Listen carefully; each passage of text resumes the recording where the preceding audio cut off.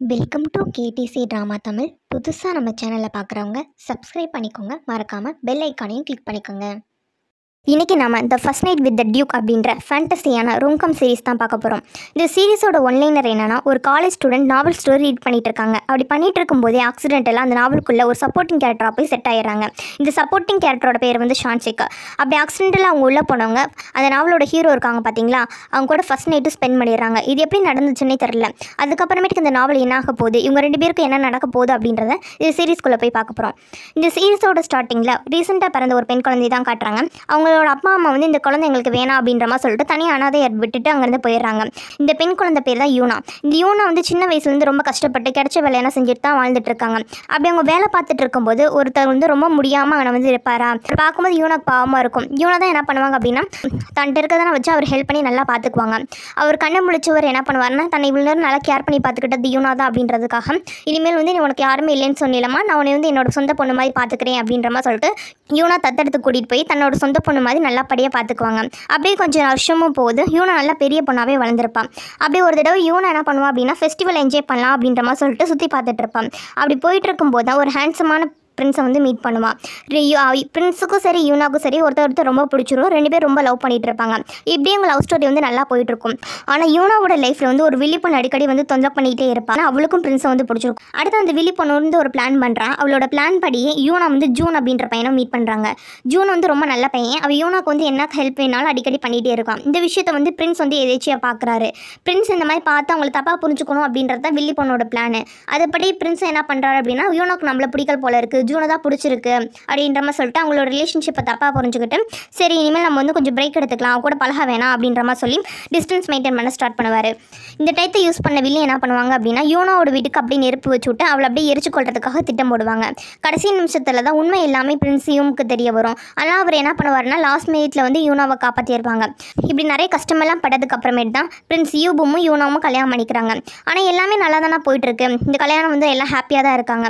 ஆனால் எல்லாமே நல்லா தானே போயிட்டுருக்கும். இதில் ஒரு விஷயம் மட்டும் வித்தியாசமாக இருக்கும். அப்படி என்னன்னு சொல்லி பார்த்தோம் அப்படின்னா, ஒரு பொண்ணு இங்கே நடக்கிற எல்லாத்தையுமே தூரத்துலேருந்தே பார்த்துட்டு இருப்பாள். இவளுக்கு வந்து இந்த ஸ்டோரியில் வந்து எந்த விதமான டைலாக்குமே இருக்காது. அதே இந்த பொண்ணு ஒரு சப்போர்ட்டிங் கேரக்டர் தான். இந்த பொண்ணோட பேர் தான் என்னன்னா ஷான்ஷிக். அவள் வந்து இந்த கல்யாணத்தையும் வந்து ரொம்ப வந்து ஏக்கமாக பார்த்துட்டு இருப்பாள்.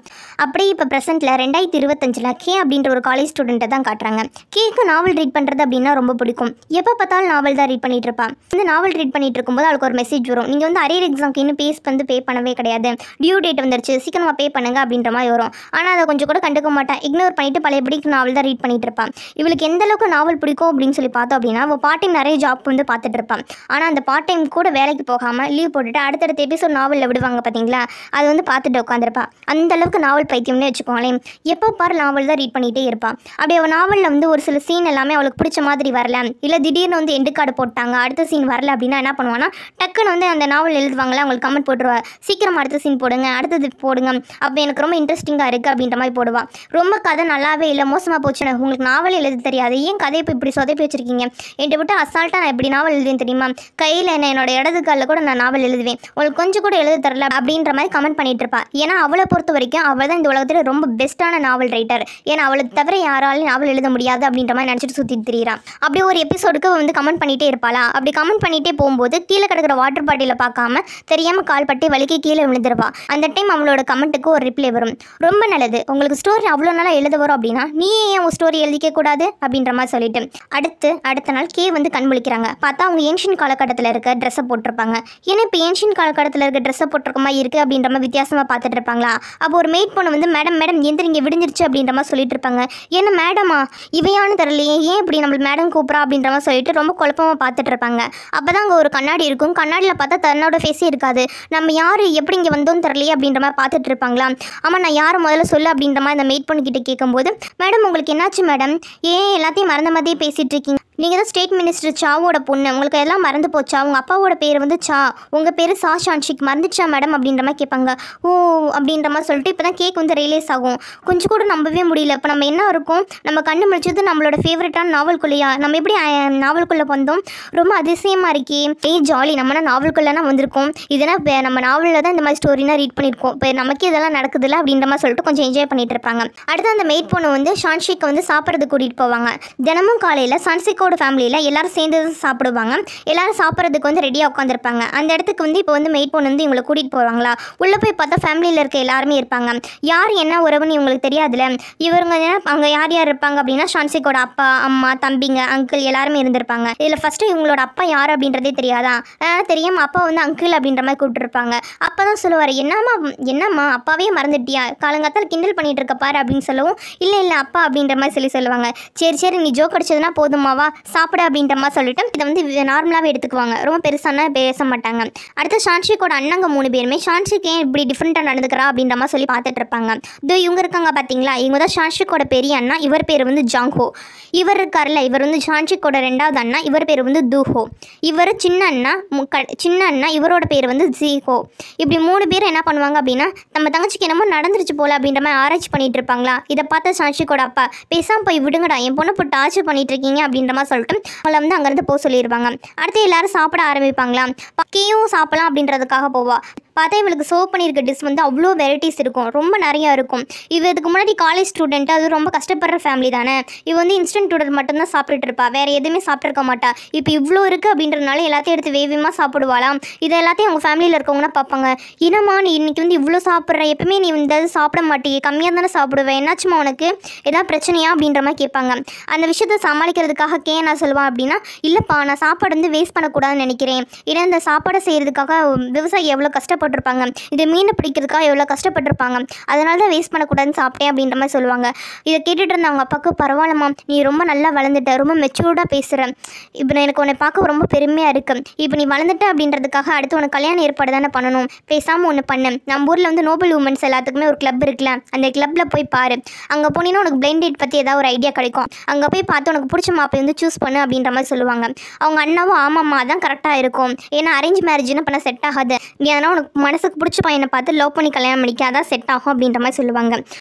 ஆமாம்மா அதான் கரெக்டாக அப்படின்ற மாதிரி சொல்லிட்டு ஷான்ஷிக்கோட அப்பா என்ன பண்ணுவார் அப்படின்னா, ஒரு பெரிய காசு மூட்டை எடுத்து ஷான்ஷிக் கையில் கொடுப்பாரு. இதோ இந்த காசெல்லாம் வச்சுக்காமா, போய் புதுசாக ட்ரெஸ் வாங்கிக்க, நல்லா நீட்டாக மேக்கப் பண்ணிட்டு போ, உனக்கு பிடிச்ச பையனை பார்த்து சூஸ் பண்ணிட்டு வாமா அப்படின்ற மாதிரி சொல்லி அனுப்பி வைப்பாங்க. இந்த காசை பார்த்தது கேட்க ரொம்ப சந்தோஷமாக இருக்கும். பரவாயில்லையே, பேசாமல் இங்கேயே இருந்துடலாம் போல இருக்குது, பிளைண்ட் டேட்டுக்கு போக சொல்லி சொல்கிறாங்க, அது இவ்வளோ காசு கொடுத்து போக சொல்லி சொல்கிறாங்க, இது ரொம்ப நல்ல குடும்பமாக இருக்குது அப்படின்ற மாதிரி சொல்லிட்டு பார்த்துட்டு இருப்பாங்க. அடுத்து கேக்கு மெய்ட் பண்ண வந்து நீட்டாக ட்ரெஸ் பண்ணி விட்டு மேக்கப்லாம் போட்டு விடுவாங்களாம். எல்லாரும் வந்து ஒரு இலவசமாக ட்ரீட் பண்ணுறது உங்களுக்கு ரொம்ப பிடிச்சிருக்கும், இந்த கனவு எவ்வளோ நல்லா இருக்குது, ஒருவேளை இது கனவாக இல்லாமல் நிஜமாக இருக்குமோ, நம்ம லைஃப் ஃபுல்லாக இங்கேயே இருந்தோம்னா எப்படி இருக்கும், இருந்தால் என்ன இருந்துட்டு போகலாம், இந்த மாதிரி ஒரு கனவு இருந்துச்சுன்னா யாருக்கு இந்த வாழ்க்கையை விட்டு போக தோணும், நம்ம லைஃப் லாங் இங்கே இருந்தால் கூட எந்த பிரச்சனையும் இல்லை, அங்கே போய் நம்ம சாப்பாடு கஷ்டப்பட்டுட்டு ஹோம்ஒர்க்லாம் பண்ணிட்டு இருக்கிறத விட நல்லா ஜாலியாக சந்தோஷமாக இங்கே என்ஜாய் பண்ணலாம்ல, அது நம்மளோட ஃபேவரட்டான நாவலில் இருக்கும், ரொம்ப ஜாலி, நம்ம எப்படி இங்கே இருந்துக்கணும், நமக்கு இங்கே பணத்துக்கும் குறைவில்லை எதுக்கும் குறைவில்லை, நம்ம இங்கேருந்து போகவே கூடாதுப்பா அப்படின்ற மாதிரி சொல்லிட்டு அந்த விஷயத்தை வந்து ரொம்ப என்ஜாய் பண்ணி சந்தோஷப்பட்டுட்டு இருப்பாங்க. அடுத்து ஷான்ஷிக் என்ன பண்ணுவாங்க அப்படின்னா, புது ட்ரெஸ் வாங்குறதுக்காக ட்ரெஸ் கடைக்கு வந்து போவாங்க. போனது கடைக்காரர் என்ன பண்ணுவார் அப்படின்னா, ஷான்ஷிக்கு மரியாதை கொடுத்து உள்ளே கூப்பிட்டு போவாங்க. போனதும் ரீசெண்டாக தான் சைனாலேருந்து சில்க் வந்து இறக்குமதி பண்ணோம், இதை பாருங்கள் உங்களுக்கு பிடிச்சிருக்கா அப்படின்ற மாதிரி சொல்லிட்டு சில்கில் ரெடி பண்ண ஒரு 2 ட்ரெஸ்ஸை வந்து காட்டுவாங்க. ஷான்ஷிக் பார்ப்பாங்க, இது எப்படி ரெடி பண்ணீங்கன்னு கேட்கும்போது, நீங்கள் தானே மேடம் ப்ரீ புக் பண்ணி ஆல்ரெடி பே பண்ணிட்டீங்க, அதான் உங்களுக்கு ரெடியாக இருக்குது அப்படின்ற மாதிரி சொல்லுவாங்க. அதில் ஷான்ஷிக் என்ன பண்ணுவாங்க அப்படின்னா, ஒரு ட்ரெஸ்ஸை மட்டும் பாட்டி இதை மட்டும் நான் எடுத்துக்கிறேன் அப்படின்ற மாதிரி சொல்லுவாங்க. ஆனால் ஷான்ஷிக்கோட மெய்ட் பண்ண என்ன சொல்லுவாங்க, ஏன் மேடம் இந்த ஒரு ட்ரெஸ் மட்டும் போதுன்ற, உங்கள்கிட்ட தான் அப்பா வந்து நிறைய காசு கொடுத்துருக்காருல, நீங்கள் எத்தனை வேணால் வாங்கலாம், 2மே வாங்கிக்கோங்க மேடம், உங்களுக்கு 2மே சூப்பராக இருக்கும் அப்படின்ற மாதிரி சொல்லுவாங்க. சரின்னு ஷான்ஷிக்கும் சரி நான் 2மே வாங்கிக்கிறேன் அப்படின்ற மாதிரி சொல்லி ஒத்துக்குவாங்க. உடனே கடைக்காரர் என்ன பண்ணுவார் அப்படின்னா, அந்த ட்ரெஸ்ஸை பேக் பண்ணி கொடுக்கறதுக்காக போவாரா. அப்போ கரெக்டாக அந்த டைத்துக்கு குயின்ஸா அப்படின்ற ஒரு பொண்ணு வரும். அந்த பொண்ணு ஷான்ஷிக்ஸ் யூஸ் பண்ணியிருக்கோம்ல, அந்த ட்ரெஸ் தான் எனக்கு வேணும் அப்படின்ற மாதிரி பிரச்சனை பண்ணும். ஏன்னா இந்த ட்ரெஸ் வந்து எனக்குன்னே செஞ்ச மாதிரி இருக்குது, உனக்குலாம் நல்லா இருக்காது அப்படின்ற மாதிரி பண்ணிட்டு இருக்குமா. இந்த பொண்ணு பார்த்ததும் ஷான்ஷிக் வந்து புரிஞ்சிடும், ஓ இவ தான் நம்மளோட ஸ்டோரியோட வில்லி போல இருக்குது, இப்போ அவள் நடந்துக்கிறத வச்சு தெரியுது அப்படின்ற மாதிரி சொல்லிட்டு கெஸ் பண்ணிடுவாங்க. இப்போ கடைக்காரர் அந்த வில்லி பொண்ணு கிட்ட சொல்லுவாங்க, மேடம் நீங்கள் வந்து வரதுக்கு முன்னாடி இவங்க வந்து சூஸ் பண்ணிட்டாங்க, ஃபஸ்ட்டு இவங்க தான் வந்து ஆர்டர் வேறு பண்ணியிருந்தாங்க, அவங்களுக்கு கொடுக்க முடியாது மேடம் அப்படின்ற மாதிரி சொல்லிட்டு இருப்பாங்களா. இதை கேட்ட வில்லி பொண்ணு டென்ஷன் ஆகி அவர் வந்து பலாருன்னு ஒரு அரைஞ்சிரும். இதெல்லாம் ஷான்ஷிக் பார்த்துட்டு இருப்பாங்களா, அவங்களுக்கு ரொம்ப கோவம் வரும். இருந்தாலும் என்ன பண்ணுறது, இவதான் ஸ்டோரியோட வில்லின்றது தெரிஞ்சு போச்சு, இவகிட்ட பிரச்சனை பண்ணி நமக்கு என்ன ஆக போகுது, இவகிட்ட இப்போ பிரச்சனை பண்ணோம் அப்படின்னா லாஸ்ட் டைம் வரைக்கும் நம்மகிட்ட பிரச்சனை பண்ணிட்டு இருப்பான், ஆனால் கொஞ்சம் இவ்வளோ கண்டுக்காமல் விட்டுறலாம் அப்படின்ற மாதிரி சொல்லிட்டு அதை கண்டுக்க மாட்டாங்க. ஏன்னா இப்போ அவங்களோட கோல் என்ன, இந்த லைஃப் நல்லா ஜாலியாக என்ஜாய் பண்ணணும் அதானே, ஆனால் அதை மட்டும் பார்த்துக்கலாம் அப்படின்ற மாதிரி சொல்லிட்டு வில்லி கிட்ட சொல்லுவாங்க, மேடம் உங்களுக்கு இந்த ட்ரெஸ் பிடிச்சிருக்கு அப்படின்னா நீங்களே கூட எடுத்துக்கங்க அப்படின்ற மாதிரி சொல்லிட்டு. இந்த விஷயம் வந்து மெய்ட் பண்ண கொஞ்சம் கூட பிடிக்காது. மேடம் நீங்களும் ஸ்டேட் மினிஸ்டரோட பொண்ணு தானே, நீங்கள் அவங்களுக்கு விட்டு கொடுக்குறீங்க, உங்களுக்கு பிடிச்ச ட்ரெஸ் வைங்க வேணான்னு சொல்கிறீங்க அப்படின்ற மாதிரி மெயிட் பண்ணி கேட்குமா. அதுக்கு வந்து ஷான்சிக் சொல்லுவாங்க, பரவாயில்லம்மா வீடு, அவங்களுக்கு பிடிச்சிருக்குன்னு சொல்கிறாங்களா, அவங்க எடுத்துகிட்டு போகிறாங்க அப்படின்ற மாதிரி சொல்லுவாங்க. இந்த விஷயம் வந்து வில்லி பொண்ணுக்கு வந்து கொஞ்சம் பிடிச்சிருக்கும். பரவாயில்ல, இவன் நமக்கு சப்போர்ட் பண்ணி பேசுகிறான், யார்கிட்ட எப்படி நடந்திருக்குன்னு தெரிஞ்சிருக்கு அப்படின்ற மாதிரி சொல்லிட்டு, சரி இன்னைக்கு ஈவினிங் வந்து நோபல் உமனுக்கான பார்ட்டி இருக்குல்ல, அங்கே வந்து டீ பார்ட்டிக்கு நீ வா அப்படின்ற மாதிரி சொல்லுவாங்க. அந்த டீ பார்ட்டிக்கு போகிறதுக்கு ஷான்சிக் சுத்தமாகவே பிடிக்காது. இருந்தாலும் இவகிட்ட பிரச்சனை பண்ண வேணாம், ஏன்னா இவ தான் வில்லின்னு தெரிஞ்சு போச்சு, நம்ம இவகிட்ட பிரச்சனை பண்ணாமல் இருந்தால் தான் சந்தோஷமாக இருக்க முடியும்னு சொல்லிட்டு சரி நானும் வரேன் அப்படின்ற மாதிரி ஒத்துக்குவாங்க. அப்படி இவங்க 2 பேரும் பேசிகிட்டு இருக்கும்போது அங்கே யூனா அப்படின்ற ஒரு பொண்ணு வரும். வந்து யூனா என்ன பண்ணுவாங்க அப்படின்னா வில்லி பொண்ணுக்கு வந்து ரொம்ப தேங்க்ஸ் சொல்லுவாங்க. நீங்கள் வந்து நோபல் உமன் கிளப்புக்கு இன்வைட் பண்ணதுக்கு ரொம்ப தேங்க்ஸ் அப்படின்ற மாதிரி சொல்லிட்டு இருப்பாங்களா. இந்த விஷயத்தை கிட்ட வில்லி பொண்ணு வந்து ரொம்ப டென்ஷன் ஆகி டீ பார்ட்டினா ஒன்று வேணாம், நம்ம கேன்சல் பண்ண போகிறேன் அப்படின்ற மாதிரி சொல்லிட்டு இருப்பாங்க. ஏன்னா வில்லி பொண்ணுக்கு யூனாவை பார்க்கறதுக்கே சுத்தமாக பிடிக்காது. யூனாவுக்கு அப்பா அம்மா 2 பேருமே கிடையாது. நோபல் உமன்ஸ்னு ஒரு கிளப் இருக்காங்களே, அதில் ஜாயின் பண்ணணும் அப்படின்றதுக்காக தான் யூனா வந்து ரொம்ப நாள் ட்ரை பண்ணிட்டு இருக்கான். இந்த விஷயம் வில்லி பொண்ணுக்கும் தெரியும். அதனால் யூனா வந்து ரொம்ப ப்ரொவோக் பண்ணிட்டு கிண்டல் பண்ணிட்டு தான் வந்து வில்லி பொண்ணு இருப்பாங்க. இப்போ வந்த பொண்ணோட பேர் யூனா அப்படின்றது தெரிய வந்ததும் நம்ம ஷான்சிக் வந்து ரொம்ப சந்தோஷமாக இருக்கும். ஏன்னா இந்த ஸ்டோரியோட ஃபீமேல் லீடுன்னு சொல்லி பார்த்தோம் அப்படின்னா அது யூனா தானே. அதனால் ரொம்ப சந்தோஷமாக யூனாவை பார்த்துட்டு இருப்பாங்களா. ஆனால் வில்லி பொண்ணுக்கு யூனாவை சுத்தமாக பிடிக்காதுல்ல. அதனால் வில்லி பொண்ணு என்ன பண்ணுவாங்கன்னா ஒரு பிளான் பண்ணுவாங்க, பேசாமல் ஒன்று பண்ணலாம், ஷான்சிக்கை வச்சு யூனா வந்து ஒரு நல்ல பாடமாக கற்றுக் கொடுத்துடணும் அப்படின்ற மாதிரி சொல்லிட்டு ஒரு பிளான் வந்து ரெடி பண்ணுவாங்க. ரெடி பண்ணிட்டு ஷான்சிக்கை வந்து நீ மறக்காமல் டீ பார்ட்டிக்கு வந்துரு அப்படின்ற மாதிரி சொல்லிட்டு இன்வைட் பண்ணிட்டு போவாங்க. ஏன்னா இன்னைக்கு டீ பார்ட்டி எங்கே நடக்கும் அப்படின்னா யூனாவோட அப்பாவோட ரெஸ்டாரண்ட்டில் தான் நடக்குது. இந்த பார்ட்டியில் வச்சு யூனாவை அவமானப்படுத்துறது ரொம்ப பெஸ்ட்டாக இருக்கும் அப்படின்றதுக்காக வில்லத்தனமாக பிளான் பண்ணிவிட்டு அங்கேருந்து கிளம்பி போவாங்க. அடுத்த சீனில் நம்ம ஷான்சிக் என்ன பண்ணுவாங்க அப்படின்னா பைனாக்குலர் வச்சு எல்லாம் எப்படி போகுது அப்படின்ற மாதிரி பார்த்துட்டு இருப்பாங்க. அப்படி அவங்க பார்த்துட்டு இருக்கும்போது பிரின்ஸ் யூபம் என்ன பண்ணுவாங்க அப்படின்னா ஸ்டோரி படி இந்த சிட்டிக்குள்ளே வந்து என்ட்ரு ஆவார். ஒரிஜினல் ஸ்டோரி படி பார்த்தோம்னா பிரின்ஸ் யூபம் வந்து பேலஸில் ஒரு நாய் மாதிரி வேலை பார்ப்பாரு. அதான் அரசர் என்ன சொல்கிறாரோ அதை மட்டும் தான் கேட்பாங்க, வேறு யாருக்கும் வேலை பார்க்க மாட்டார். அரசர் இதை டெலிவரி பண்ணனா டெலிவரி பண்ணுவார். அரசருக்கு வந்து ரொம்ப லாயலாக இருப்பார். இவர் வந்து ரொம்ப ஃபேமஸான ஆள். எப்படி ஃபேமஸ்ன்னு சொல்லி பார்த்தோம் அப்படின்னா இவர் மக்கள் பார்த்தோம் அப்படின்னா ஒரு மான்ஸ்டரை பார்க்குற மாதிரி பயந்து போவாங்க. ஏன்னா இவர் ரொம்ப கொடூரமாக நடந்துக்குவாங்க அப்படின்ற மாதிரி சொல்லிட்டு எல்லாம் பேசிகிட்டு இருப்பாங்க. இவருக்கு சப்போர்ட் பண்ணுறதுன்னு சொல்லி பார்த்தோம் அப்படின்னா ஜூன்ற ஒரு ஆஃபீஸர் தான் இவருக்கு சப்போர்ட் பண்ணுவாங்க. ஏன்னா ஜூனுக்கு வந்து பிரின்ஸை பற்றி நல்லாவே தெரியும். யூபனோட கேரக்டர் வந்து மக்கள் பயப்படுற மாதிரினா கிடையாது, ரொம்ப நல்ல மனசு யூபம்க்கு அப்படின்ற மாதிரி சொல்லிட்டு நாவல் படி பார்த்தோம் அப்படின்னா ஜூன்றது ஒரு சப்போர்ட்டிங் கேரக்டர். பிரின்ஸோட ஒரே ஒரு ஃப்ரெண்டுன்னு சொல்லி பார்த்தோம் அப்படின்னா அது ஜூன் மட்டும்தான். இப்படி இவங்க 2 பேரும் ஊருக்குள்ளே வரும்போது ஜூன் வந்து யூனாவை பார்ப்பாங்க. பார்த்ததும் யூனாவை ஜூனுக்கு ரொம்பவே பிடிச்சி போயிடும். பச்சைக்கண்ணு வாங்காமல் அவங்கள பார்த்துக்கிட்டே போயிட்டு இருப்பாங்களா. அடுத்த 2 பேரும் ஊருக்குள்ளே போவாங்க. பிரின்ஸ் வர வழியில் வில்லி பொண்ணு என்ன பண்ணுவாங்க அப்படின்னா தன்னோட மேலே வைக்கோல்லாம் விழுகிற மாதிரி செட்டப் பண்ணி வைப்பாங்க. ஏன்னா அப்போ தான் பிரின்ஸ் வந்து தன்னை காப்பாற்றுவார். அப்படியே பிரின்ஸும் நாமளும் ரிலேஷன்ஷிப்பை வளர்த்துக்கலாம் அப்படின்ற மாதிரி சொல்லிட்டு அவங்க வந்து ரெடியாக செட் பண்ணி நின்றுட்டு இருப்பாங்க. ஆனால் பிரின்ஸ் என்ன பண்ணுவாங்க அப்படின்னா வில்லி பொண்ணை கொஞ்சம் கூட கண்டுக்க மாட்டாங்க, அப்படியே கிராஸ் பண்ணி போயிடுவாங்களா. இந்த விஷயம் வந்து வில்லி பொண்ணுக்கு வந்து ரொம்ப எரிச்சலாக இருக்கும். இவர் கொஞ்சம் கூட கண்டுக்கவே மாட்டாரு, நம்ம எவ்வளோ பிளான் பண்ணோம் எல்லாம் வேஸ்ட் அப்படின்ற மாதிரி சொல்லிட்டு அவங்க ஒரு பக்கம் புலம்பிட்டு இருப்பாங்க. இங்கே நடந்த எல்லாத்தையும் ஷான்சிக் என்ன பண்ணுவாங்க அப்படின்னா பக்கத்துலேயே பின்னாடியே வந்து ஃபாலோ பண்ணி பார்த்துட்டு இருப்பாங்க. ஓஹோ இப்படியெல்லாம் ஒரு லவ் ஸ்டோரி போயிட்டு இருக்கான், பரவாயில்லையே வில்லி பொண்ணும் லவ் பண்ணும் போல. இப்போ டேரக்டாக வந்து பார்க்கும்போது தான் தெரியுது. என்னதான் இருந்தாலும் நாவலுக்குள்ளே இருந்தே டேரக்டாக நாவல் நடக்கிற விஷயத்தெல்லாம் பார்க்கும்போது ரொம்ப எக்ஸைட்டாக தான் இருக்குது, ரொம்ப ஜாலியாக இருக்குது. நம்ம ஃபுல் ஸ்டோரி இப்படி டேரக்டாகவே நம்ம பார்த்து ரசிக்க போகிறோம். நம்ம ஒருத்தர் மட்டும்தான் ஒரு நாவலில் என்ன நடக்குன்னு தெரிஞ்சு கடைசி வரைக்கும் அந்த நாவலை என்ஜாய் பண்ணி பார்க்க போகிறோம் அப்படின்ற மாதிரி சொல்லிட்டு ரொம்ப சந்தோஷப்பட்டுட்டு இருப்பாங்க.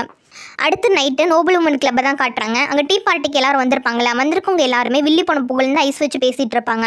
இது விஷயம் எதுவுமே ஷான்சிக் சுத்தமாக பிடிக்காது. இருந்தாலும் அவங்க முன்னாடி பிடிச்ச மாதிரி ஆக்ட் பண்ணிட்டு இருப்பாங்க. ஏன்னா இந்த ஸ்டோரி படி ஷான்சிக் அப்படின்றது வந்து ஒரு சைட் கேரக்டர் தானே. அதனால் எந்த விஷயத்துலையும் நம்ம தலையிடக்கூடாது, ஜஸ்ட் ஸ்டோரியே போகிற போக்கில் போக விடணும், அப்போ தான் நம்ம என்ஜாய் பண்ணி பார்க்க முடியும் அப்படின்ற மாதிரி சொல்லிட்டு சைலண்ட்டாக வந்து இருந்துட்டு இருப்பாங்க. அப்படியே வந்து பார்ட்டி வந்து ஸ்டார்ட் ஆகுது. பார்ட்டி ஸ்டார்ட் ஆனவொடனே யூனா தான் என்ன பண்ணுறாங்க அப்படின்னா அங்கே வந்து நோபல் உமன்ஸ் எல்லாம் வந்திருக்காங்களே அவங்களுக்கு எல்லாமே வந்து டீ ஊற்றி கொடுத்துட்டு இருப்பாங்க. அப்படி டீ ஊற்றி கொடுத்துட்டு இருக்கும்போது வில்லி பொண்ணு என்ன பண்ணுவாங்க அப்படின்னா எனக்கு டீ ஊற்று அப்படின்ற மாதிரி சொல்லுவாங்க. உடனே யூனா ஊற்றுவாங்களா. அப்படி ஊற்றிட்டு இருக்கும்போது இவளை எப்படியா டார்ச்சர் பண்ணணுமே அப்படின்ற மாதிரி சொல்லிட்டு அவங்க வச்சிருந்த டீ கப்பை அப்படியே கீழே விட்டுருவாங்க. உடனே யூனா வந்து வேகமாக என்ன பண்ணுவாங்க அப்படின்னா கொட்டின டீ எல்லாத்தையும் வந்து க்ளீன் பண்ணிட்டு இருப்பாங்களா. அப்போ வில்லி பொண்ணு என்ன பண்ணுவாங்க அப்படின்னா யூனா வந்து நம்ம கஷ்டப்படுத்தணும் அப்படின்றதுக்காக உடஞ்சி போன டீ கப் இருக்கும்ல அதை வந்து ஏற்றி விடுவாங்க. அது கரெக்டாக போய் யூனாவோட கையில் பட்டு ரத்தம் வருமா. உடனே யூனா என்ன பண்ணுவாங்கன்னா கொஞ்சம் பர்மிஷன் கொடுங்க, நான் போய் கைக்கு கட்டு போட்டு வரேன் அப்படின்ற மாதிரி கிளம்புவாங்க. அப்போ ஷான்சிக் வந்து ஒரு நிமிஷம் இல்லை அப்படின்ற மாதிரி சொல்லிட்டு தன்னோட கச்சீஃப் கொடுத்து இதில் கட்டு போட்டுட்டு போ, இல்லாட்டி ரொம்ப ரத்தம் போயிடும் அப்படின்ற மாதிரி சொல்லிட்டு இருப்பாங்க. இந்த விஷயத்தெல்லாம் பார்த்துட்டு இருந்த வில்லி பொண்ணு யூனாக்கு ஏன் இவ சப்போர்ட் பண்ணுறா, ஒருவேளை அவ கூட தான் சேருவாளா அப்படின்ற மாதிரி சொல்லிட்டு ஓப்பனாகவே கேட்டுருவாங்க. நீ எப்படி இப்படி லோ லெவலில் இருக்க கூடனா பழகுற, அவளுக்கு எதுவும் ஹெல்ப் பண்ணுற அப்படின்ற மாதிரி கேட்டுட்டு இருப்பாங்களா. அதுக்கு ஷான்சிக் என்ன சொல்லுவாங்க அப்படின்னா எனக்கு ரத்தத்தை பார்த்து சுத்தமாகவே பிடிக்கல, மயக்கம் வர மாதிரி இருக்குது, என்ன இருந்தாலும் நான் ஸ்டேட் மினிஸ்டரோட பொண்ணு, இந்த மாதிரி ரத்தத்தை நான் பார்த்ததே இல்லைல அப்படின்ற மாதிரி சொல்லிட்டு இருப்பாங்க. இதை சுற்றி இருந்த நோபல் உமன்ஸ் எல்லாம் கேட்டுட்டு தானே இருப்பாங்க. அவங்க அக்செப்ட் பண்ணிக்குவாங்க. ஆமாம் பெரிய பணக்கார வீட்டு பொண்ணு எப்படி ரத்தத்தை நான் பார்த்துருப்பேன், ஆனால் அவள் அப்படி நடந்துக்கிட்டது ஒன்றும் தப்பு இல்லை அப்படின்ற மாதிரி சொல்லிட்டு அவங்க வந்து ஷான்சிக்கு வந்து சப்போர்ட் பண்ணி பேசிகிட்டு இருப்பாங்க. உடனே வில்லி பொண்ணு அந்த டாப்பிக் வந்து விட்டுருவாங்க. அடுத்து வந்து சிக்னல் கொடுப்பாங்க. உடனே அங்கே இருக்க ஃப்ரெண்ட்ஸ் எல்லாரும் என்ன பண்ணுவாங்க பண்ணுவாங்க அப்படின்னா யூனாவையும் அவளோட வளர்ப்பாவையும் சேர்த்து தப்பாக பேச ஸ்டார்ட் பண்ணுவாங்க. இதை கேட்டுட்டு இருந்த ஷான்ஷிக்கு வந்து ரொம்ப கோவமாக இருக்கும். யூனாக்கு சப்போர்ட் பண்ணி பேசலாம் அப்படின்ற மாதிரி தோணும். ஆனால் அவங்களே அவங்கள வந்து கண்ட்ரோல் பண்ணிக்குவாங்க. ஏன்னா இந்த பிரச்சனை தள்ளிட்டோம் அப்படின்னா வீணா வந்து பிரச்சனை வந்து பெருசாக தான் ஆகும் அப்படின்ற மாதிரி சொல்லிட்டு தன்னை செல்ஃப் கண்ட்ரோல் பண்ணிட்டு இருந்துட்டு இருப்பாங்க. அப்படி இன்னொரு பக்கம் பிரின்ஸ் ஈபோமையும் அவரோட ஃப்ரெண்ட் ஜூனையும் தான் காட்டுறாங்க. அவங்க 2 பேரும் என்ன பண்ணுறாங்க அப்படின்னா ஹூசுக் அப்படின்ற ஒரு கேங்கை பிடிக்கிறதுக்காக வெளியில் வந்து வெயிட் பண்ணிட்டு இருப்பாங்க. கட் பண்ணால் பாட்டில் யூனை அவங்க பேசிகிட்டு இருக்கதெல்லாம் கேட்டுட்டு இருப்பாங்களா. இந்த விஷயத்தை வில்லியோட ஃப்ரெண்ட்ஸ் பார்த்துட்டு போயிட்டு இந்த மாதிரி அவள் கேட்டுட்டு தான் இருக்கா அப்படின்ற மாதிரி சொல்லுவாங்க. உடனே அவளை உள்ள வர சொல்லு அப்படின்ற மாதிரி சொல்லிட்டு வில்லி பொண்ணு என்ன பண்ணுவாங்க அப்படின்னா டேரக்டாக யூனா கிட்டே வம்பிழுப்பாங்க. நான் கேள்விப்பட்டேன் உனக்கும் உன்னோட வளர்ப்பாப்பாக்கும் இல்லீகலாக ரிலேஷன்ஷிப் இருக்குன்னு சொல்லிட்டு உண்மையா அப்படின்ற மாதிரி சொல்லிட்டு யூனா கிட்ட கேட்டுட்டு இருப்பாங்களா. யூனா வந்து நீங்கள் என்ன எது வேணா சொல்லுங்க நான் அக்செப்ட் பண்ணிக்கிறேன். ஆனால் என்னோட அப்பா தப்பா பேசாதீங்க. நான் கஷ்டப்பட்டுட்டு இருக்கும்போது என்னை கூட்டிகிட்டு வந்து தன் பொண்ணு மாதிரி என்னை பார்த்து வளர்த்தவர் அவர் தான். அவரை பேசாதீங்க அப்படின்ற மாதிரி சொல்லிட்டு இருப்பாங்க. ஆனால் வில்லி பொண்ணு வந்து விடாமல் யூனா வந்து ரொம்ப கேவலமாக பேசி டார்ச்சர் பண்ணிகிட்டே இருப்பாங்க. இதை பார்த்துட்டு இருந்த ஷான்ஷிக்கு இதுக்கு மேலே பொறுமை இருக்காது. பாரு விட்டா எவ்வளோ தான் பேசிட்டு போகிறா அப்படின்ற மாதிரி சொல்லிட்டு கோவத்தில் தன் கையில் வச்சிருக்க ஷாப் ஸ்டிக்கை வந்து அப்படியே உடச்சிருவாங்க. இந்த சத்தம் கேட்டு எல்லாரும் ஏன் திடீர்னு இப்படி பண்ணா அப்படின்ற மாதிரி திரும்பி பார்ப்பாங்க. இன்னொரு பக்கம் பிரின்ஸ் என்ன பண்ணிட்டு இருப்பார் அப்படின்னா மாஸ்போர்ட் ஒருத்தன் கூட சண்டை போட்டுட்டு இருப்பாரு. சண்டை ரொம்ப ரேண்டமாக போயிட்டு ஒரு கடத்தில் அவர் வந்து அவனை பிளாக் பண்ணி பிடிச்சி வச்சுட்டு யார் உன்னை அனுப்புனது சொல்லு அப்படின்ற மாதிரி சொல்லி மிரட்டி கேட்டுட்டு இருப்பாரா. அதுக்கு அவன் பதில் சொல்லாமல் ஒரு டீல் பேசுவான். பேசாமல் ஒன்று பண்ணி நீ எங்கள் கூட வந்து சேர்ந்துரு. இப்போ இருக்க ராஜா வந்து உன்னை நாய் மாதிரி தான் நடத்திட்டு இருக்காரு. ஆனால் நாங்கள் உன்னை ராஜாவே மாற்றுவோம். உனக்கு அவ்வளோ டேலண்ட் இருக்குது. பேசாமல் என் கூட வந்து சேர்ந்துரு அப்படின்ற மாதிரி பேசிட்டு இருப்பான். இந்த விஷயத்தை கேட்ட பிரின்ஸ் எனக்கு எப்போவும் எந்த பதவி மேலேயும் ஆசை கிடையாது. இவ்வளோ பேசின நீ இதுக்கு மேலே உயிரோடு இருக்க வேணாம் அப்படின்ற மாதிரி சொல்லிட்டு கோவத்தில் அவனோட கழுத்தை வெட்டி அவனை அங்கேயே கொண்டுருவார். அடுத்து இங்கே பார்ட்டியில் ஷான்ஷிக்கு எல்லாரும் டிஃப்ரெண்ட்டாக பார்த்துட்டு இருப்பாங்களா. அப்போ தான் ஷான்ஷிக்கு வந்து ஒரு ஐடியா தோணும். இப்போ நம்ம டேரெக்டாக யூனாக்கு சப்போர்ட் பண்ணோம் அப்படின்னா வில்லி பண்ண பழச்சிக்கிட்ட மாதிரி ஆயிரும். அப்படி நம்ம பண்ணக்கூடாது. அதுக்கு பதில் என்ன பண்ணலாம் அப்படின்ற மாதிரி யோசிப்பாங்க. அப்போ வில்லி பொண்ணுக்கிட்ட எனக்கு ஒரு ஐடியா இருக்குது நான் சொல்லலாமா அப்படின்ற மாதிரி கேட்பாங்க. என்ன அப்படின்னு சொல்லி கேட்கும்போது நம்ம ஏன் இப்போ டீ பார்ட்டிக்கு பதில் ட்ரிங்க்ஸ் பார்ட்டி ஆர்கனைஸ் பண்ணக்கூடாது. ஏன்னா இப்போ நைட் டைம் டீ குடித்தோம் அப்படின்றத விட ஆல்கஹால் குடித்தோம் அப்படின்னா எல்லாமே பெஸ்ட்டாக இருக்கும்ல. நீ என்ன சொல்கிற அப்படின்ற மாதிரி கேட்பாங்க. வில்லி பொண்ணுக்கு இது கொஞ்சம் நல்ல ஐடியா மாதிரி தான் இருக்கும். ஏன்னா ஷான்ஷிக்கை பார்க்கும்போது அவளோட டைப் மாதிரி இருக்கா. சரி ஓகே நீ சொல்கிறதுக்கு நான் ஓகே சொல்கிறேன். நம்ம அதனால டீ பார்ட்டி வந்து ட்ரிங்க்ஸ் பார்ட்டியாகவே மாற்றிடலாம் அப்படின்ற மாதிரி சொல்லுவாங்க. உடனே எல்லாரும் என்ன பண்ணுவாங்க அப்படின்னா ட்ரிங்க்ஸ் பார்ட்டிக்கான ஏற்பாடு பண்ணுங்க அப்படின்னு அனுப்பி விட்ருவாங்க. யூனாக்கு வந்து நடந்துட்டு இருக்க விஷயத்தை பார்க்கும்போதே புரியுது ஷான்ஷிக் வந்து நமக்கு ஹெல்ப் பண்ணுறதுக்காக தான் இந்த மாதிரி பண்ணியிருக்கா அப்படின்ற மாதிரி சொல்லிட்டு எப்பயும் போல் யூனா போய் ட்ரிங்க் பார்ட்டிக்கு தேவையான எல்லா ஏற்பாடு பண்ணிட்டு இருப்பாங்களா. அப்போ ஷான்ஷிக் என்ன பண்ணுவாங்க அப்படின்னா நான் உங்களுக்கு புதுசாக ஒரு விஷயத்தை வந்து இன்ட்ரோடியூஸ் பண்ணி வைக்க போகிறேன். இதுக்கு பேர் தான் காக்டெயில் அப்படின்ற மாதிரி சொல்லிட்டு எல்லா விதமான ட்ரிங்க்ஸ் இருக்கும்ல அது எல்லாத்தையும் மிக்ஸ் பண்ணிவிட்டு காக்டெயில் மேக் பண்ணி எல்லாருக்கும் கொடுப்பாங்க. அதை குடிச்சு பார்க்குற எல்லாருக்கும் ரொம்ப பிடிச்சிருக்கும். பரவாயில்லையே இது ரொம்ப டிஃப்ரெண்ட்டாக இருக்குது டேஸ்ட்டும் நல்லா இருக்குது அப்படின்ற மாதிரி குடிச்சிட்டு இருப்பாங்களா. இப்படி நோபல் உமனோட பார்ட்டியில் ஒரு காக்டெயில் அப்படின்ற ஒரு புது ட்ரிங்க் வந்து இன்ட்ரோடியூஸ் ஆகிருக்கு. அது ரொம்ப சூப்பராக இருக்குது அப்படின்ற நியூஸ் வந்து வெளியில் இருக்கவங்க மூலமாக வந்து ஊர் ஃபுல்லாக வந்து ஸ்ப்ரெட் ஆக ஆரம்பிக்குது. ஊருக்குள்ளே இருக்கவங்களுக்குலாம் இது என்ன காக்டெயிலாக புதுசாக இருக்கே ரொம்ப நல்லா இருக்குமோ நம்மளும் போய் தெரிஞ்சுக்கணும் அப்படின்ற மாதிரி சொல்லிட்டு மக்கள் எல்லாரும் என்ன பண்ணுறாங்க அப்படின்னா அந்த பார்ட்டி நடக்கிற இடத்துக்கு கூட்டமாக கிளம்பி வந்துட்டு இருப்பாங்க. இப்படி மக்கள் எல்லாம் கூட்டமாக கிளம்பி வராங்களே. இந்த விஷயத்தை பார்த்து ஷான்ஷிக் என்ன பண்ணுவாங்கன்னா எல்லாருக்கும் வந்து ட்ரிங்க்ஸ் வந்து கொடுக்கணும் அப்படின்றதுக்காக நிறைய ட்ரிங்க்ஸை கொண்டு வர சொல்லிட்டு மக்கள் எல்லாரும் குடிக்கிற அளவுக்கு வந்து காக்டெயில் வந்து ப்ரிப்பேர் பண்ணிட்டு இருப்பாங்க. அங்கே வந்திருக்க எல்லாருமே நல்லா என்ஜாய் பண்ணி பிடிச்சி காக்டெயில் குடிச்சு நல்லா என்ஜாய் பண்ணிட்டு இருப்பாங்க. அடுத்த நாள் காலையில் தான் கட்டுவாங்க. ஷான்ஷிக் வந்து விடிஞ்சிருச்சு அப்படின்ற மாதிரி எந்திரிக்கும் போது ஏதோ டிஃப்ரெண்ட்டாக ஃபீல் ஆகிற மாதிரி இருக்கும். என்ன டிஃப்ரெண்ட்டாக இருக்குது எதையும் நம்ம தொட்ட மாதிரி இருக்கே அப்படின்ற மாதிரி பார்ப்பாங்க. பார்த்தோம் அப்படின்னா பக்கத்தில் ஒரு பையன் படுத்திருப்பானே. ஏன்னா பக்கத்தில் ஒரு பையன் படுத்திருக்கான் அப்படி யார் அப்படின்ற மாதிரி சொல்லி பார்ப்பாங்க. பார்த்தா பிரின்ஸ் ஈபம் தான் அங்கே படுத்திருப்பாங்க. என்ன இது பிரின்ஸ் ஈபமா அப்படின்ற மாதிரி சொல்லிட்டு பிரின்ஸை பார்த்தோம் ஷான்ஷிக் வந்து கத்துவாங்களா. அதுக்கு பிரின்ஸ் சொல்லுவாங்க ஏண்டி ரொம்ப ஓவராக பண்ணுறேன். நேற்று நைட்டு நீ தானே ஸ்டார்ட் பண்ண. இப்போ என்னமோ ஒன்றுமே தெரியாத மாதிரி பண்ணிகிட்டு இருக்க அப்படின்ற மாதிரி கேட்பாங்க. ஏன்னா நான் தான் ஸ்டார்ட் பண்ணேனா என்ன சொல்கிறீங்க அப்படின்ற மாதிரி சொல்லிட்டு ஒன்றும் தெரியாத மாதிரி ஷான்ஷிக் கேட்டுட்டு இருப்பாங்க. ஏன்னா ஷான்ஷிக்கு நேற்று நைட்டு என்ன நடந்துச்சு அப்படின்ற ஒன்று விஷயம் ஞாபகம் இருக்காது.